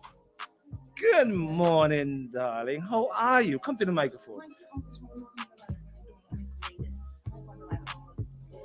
You look amazingly good, Jill. You look good, Jill. Doesn't Jill look good? Yeah. Jill, you look amazing. How are you, darling? You look, pull on that microphone, hold it in your hands properly and put it down, okay? Shady, watch it. Watch it, Shady, watch it. Grip the mic, put on the headphones, and put your hand out just like that. Good morning, Jill. Good morning to you, Bing. Good morning to all of our listeners. How are you this morning? I'm fine, thank you. You look amazing today. Why do you think that you don't look good for the camera? You just don't feel it? Sometimes don't go with that feeling, Jill. I try not to, but today is just one of them days. No. Chin up, darling. Chin up. Sometimes you gotta suck it up and just, chin up. Be positive. Coming from a man like me who stress a lot, be positive, darling. You gotta be positive. Okay. How have you been in my absence? Did you miss me, Jill? Bing, we didn't get to talk. We didn't get to talk. True, and we can't talk today. Why not? Because Shady has somewhere to go. I don't care what Shady have to stay. Shady mash up the microphone over there, so he has to stay and get it sorted. He mash it up. You see it plug out and Shady mash up the microphone this morning. Okay, so he can't move. Did you miss me? There were times I missed you. Intermittently? There's not, briefly, I could, 2 specific times. Right. I missed you, and I was like, what would Bing have done at this point? Cuss the hell out of them. Oh gosh, I believe you, Bing. Bing, I would have cussed the hell out of them. I said, ask Shady. Why didn't I ask Shady? You should have asked Shady. Shady, what they gonna do? And you would have said, I'd have cussed the hell out of them. Tell them all, you get out, go to hell. And I was all done. When the one he said that's one, wasn't the other time when you missed me? When you were thinking beautiful thoughts? No, it wasn't like that. Really? Yeah. And yeah, I was on vacation, my family just thinking about you all the way. You're in my mind. Being I tell you, you're too close to the grave for lying. These are the days for you when you're supposed to make sure you're doing the right things. So thinking beautiful thoughts about you is not doing the right thing? No, that's not the right thing. But lying about it is what was that? the wrong thing. So lying about thinking about you? Mm-hmm. That's the wrong thing. That's wrong thing. So I'm not supposed to think about you. Lying about it. Lying about what? Thinking about me. Hold on. You're confusing yourself. You're saying two different things. No. You're I mixing said apples. one thing. I said Right. you should not lie lie about thinking about about me. you. All right. If you're not thinking about me, you're not thinking Oh, about that's what me. you Don't mean. lie about it. What is it? So how do you know that I wasn't thinking about you? Because it's you being. What does that mean, Jill? What do you mean? What does that mean? Jill, you know hurting what my that feelings. means. You gotta apologize to me. You're causing me pain and suffering here now. You gotta apologize to me, Jill. You're gonna make the rest of my day go bad. I'm really hurt for you saying that. Take it back. Take it back, Jill. I'm serious. I cannot. You hurt be. my feelings, Jill. You want me to lie? Jill, you hurting my feelings. Bing, it's Tuesday. I'm It's hurt. too I'm early hurt. up in the week. I'm hurt. No. I'm really hurt. I'm so sorry. How would you do that to me, Jill? I brought back coffee all kind of thing for you. You're too lie, Bing. If I wasn't thinking about you, how could I not bring back the coffee for you, Jill? Jill, I mean, You know serious? that you know my coffee spot, You but serious? Tell me don't about try it. and use my coffee spot. So don't give me the coffee. Your mic is not turned off and it's still on. Do what you may. Do what you may. So you're gonna spite me because I wanted But to be no, honest. I'm not spiting you. But I'm y'all saying be to you, like- if I wasn't thinking about you, how could I have gone and gotten coffee for you? That was not for me. If you got coffee, that was for you. Jill, Do you I understand? have coffee, but I got specific coffee for you. I don't believe you. I'm sorry. If I'm wrong, I'm wrong. So when I give it to you, what do you apologize to me? No, I would just think that Bing is trying to save face, and that's why he gave me this coffee. My God. Jill, you Shady, continue to I lie? hurt my feelings. You are hurting me, Jill. I think you should give me a hug for that. No. You're hurting my feelings now, Jill. God knows, Jesus God. I went all in Mexico and bring back coffee in my bag. Immigration For didn't you. even know that For I bring. you, No, baby. Jill, I have lots of For coffee. you. Let me tell you, Spencer sent coffee for me. What's your name? Sent coffee for me. I have lots of coffee, Jill. Okay. I brought coffee from Mexico. I put my life on the line. You know what? I shouldn't be talking about it because I didn't even declare it to immigration. Just for it to custom. I brought coffee from Mexico for you. That's what you're telling me, I Jill? don't think anybody would believe that, Bing. So when I give it to you, what are you going to say? Thank you, I appreciate it. So you're not going to take it back? What I said, no. Yeah. Jill, you're hurting my feelings. I'm sorry, but that's the truth. Why you hurting my Because feelings I like that? don't think you thought about me. You don't even like me Bless like my that, head. Bing. Jill, bless Like my I heart. was like a fleeting thought. I bought coffee About for a you. year. I didn't even bring any damn thing for Shady. I bought coffee. I took my pesos and bought coffee for you. And that's what you saying? No, Jill. But you sound kind of believing, but I what- don't Jill, believe you. I Jill, don't believe so- you. Let me see the hands of all the people in this room. Who Shady, think better put up your damn hand. that Thank you very much. Punch out. Wait a minute. Put up your Shady, hand. Okay, let's Shady, everybody this believe man this. is not sign your check, so you Shit. do not have What? to do it. Shady. You're going to sign this check now? You're going to sign this check now? Jill. Shady, Jill. come on. There's a compulsory thing over there. He don't really believe that. Jill, I bought coffee for you. I'm serious. I bought coffee for you in Mexico, and you better appreciate it. Ask my daughter. Let me call my daughter on, and ask her. Bing, I'm sorry to ask you this, huh? But I'm asking you now. Yes. Why are you mad at Jamesy? Why are you mad at James? James is my child I could never stay mad at. Okay. Because I love my heard son. after I No, heard, I went Yes. and I apologize. I Okay. apologize. Yeah. Because he is such. I want to say you did a good job, but I, I have did. to say y'all did a good I job. did. I'm an raising him. amazing father. Mostly probably Give me you. time. Mostly Tell- probably give me, you. can you please give me the compliment? Big, you're an amazing father. You have a wonderful son. You've raised Sons and daughter. All right. I tell my daughter all the time, you're my favorite daughter. She said, Daddy, I'm your only daughter. So could you tell me I did a good job, please? At least would you James tell is such me? a darling. He called me Yes. and he said, I Yes. just want you to know you have done an excellent job raising your daughter. You should be so proud of her.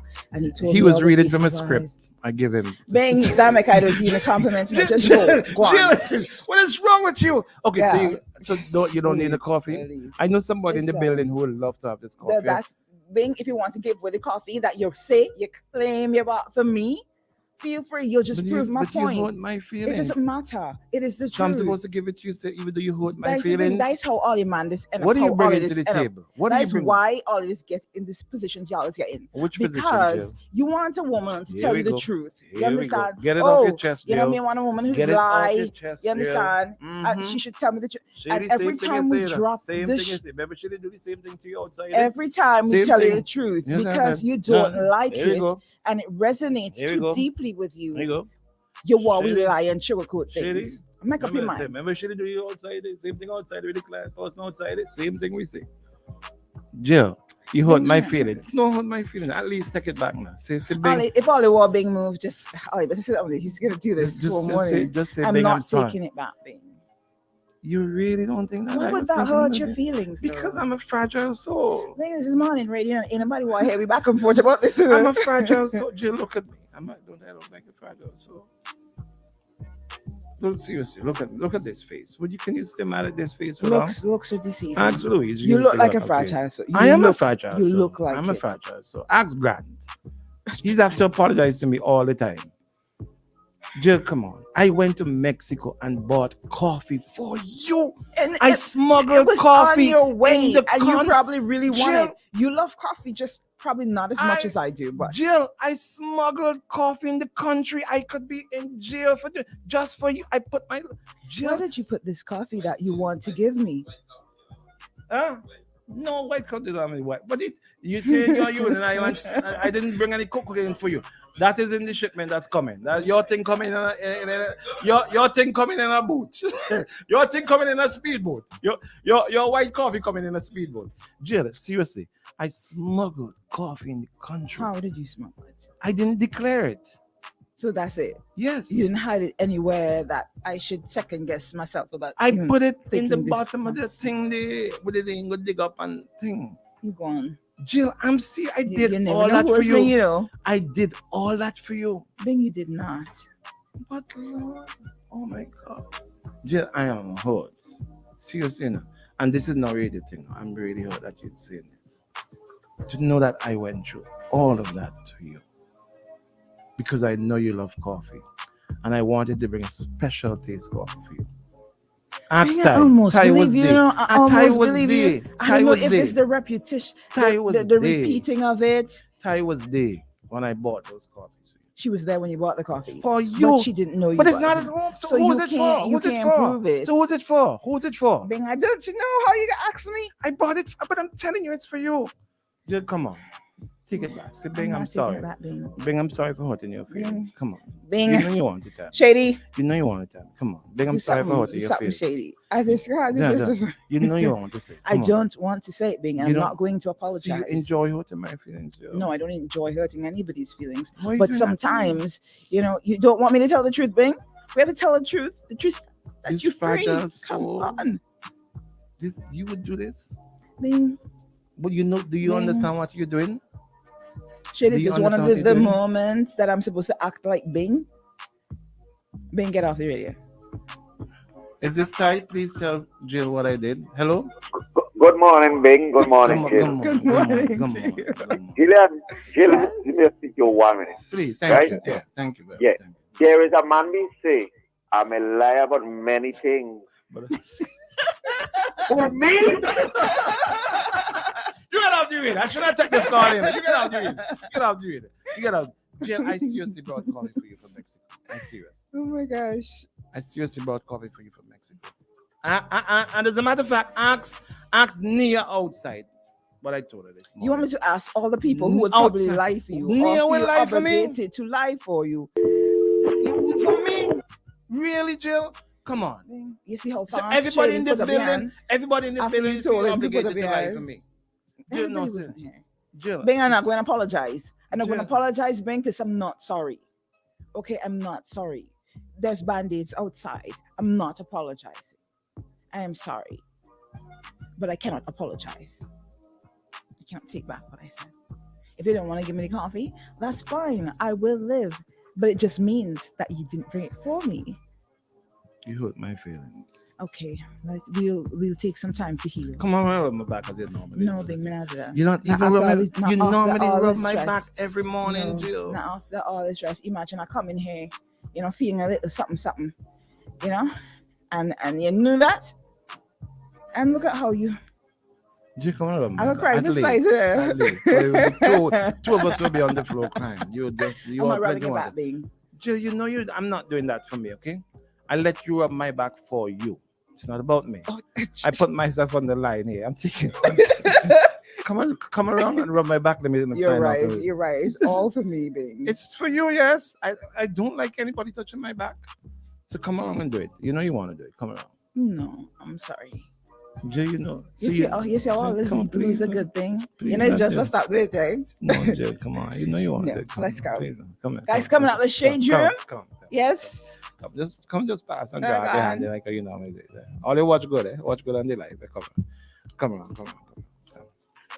Come on, Jill. Please, no. One check a rubbing back.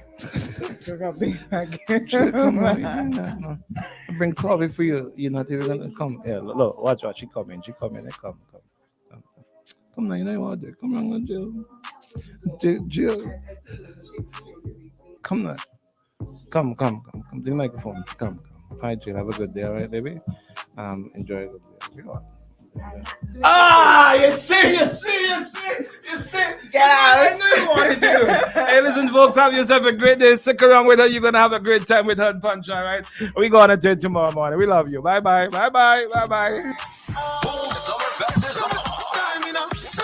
The biggest songs of the summer. Every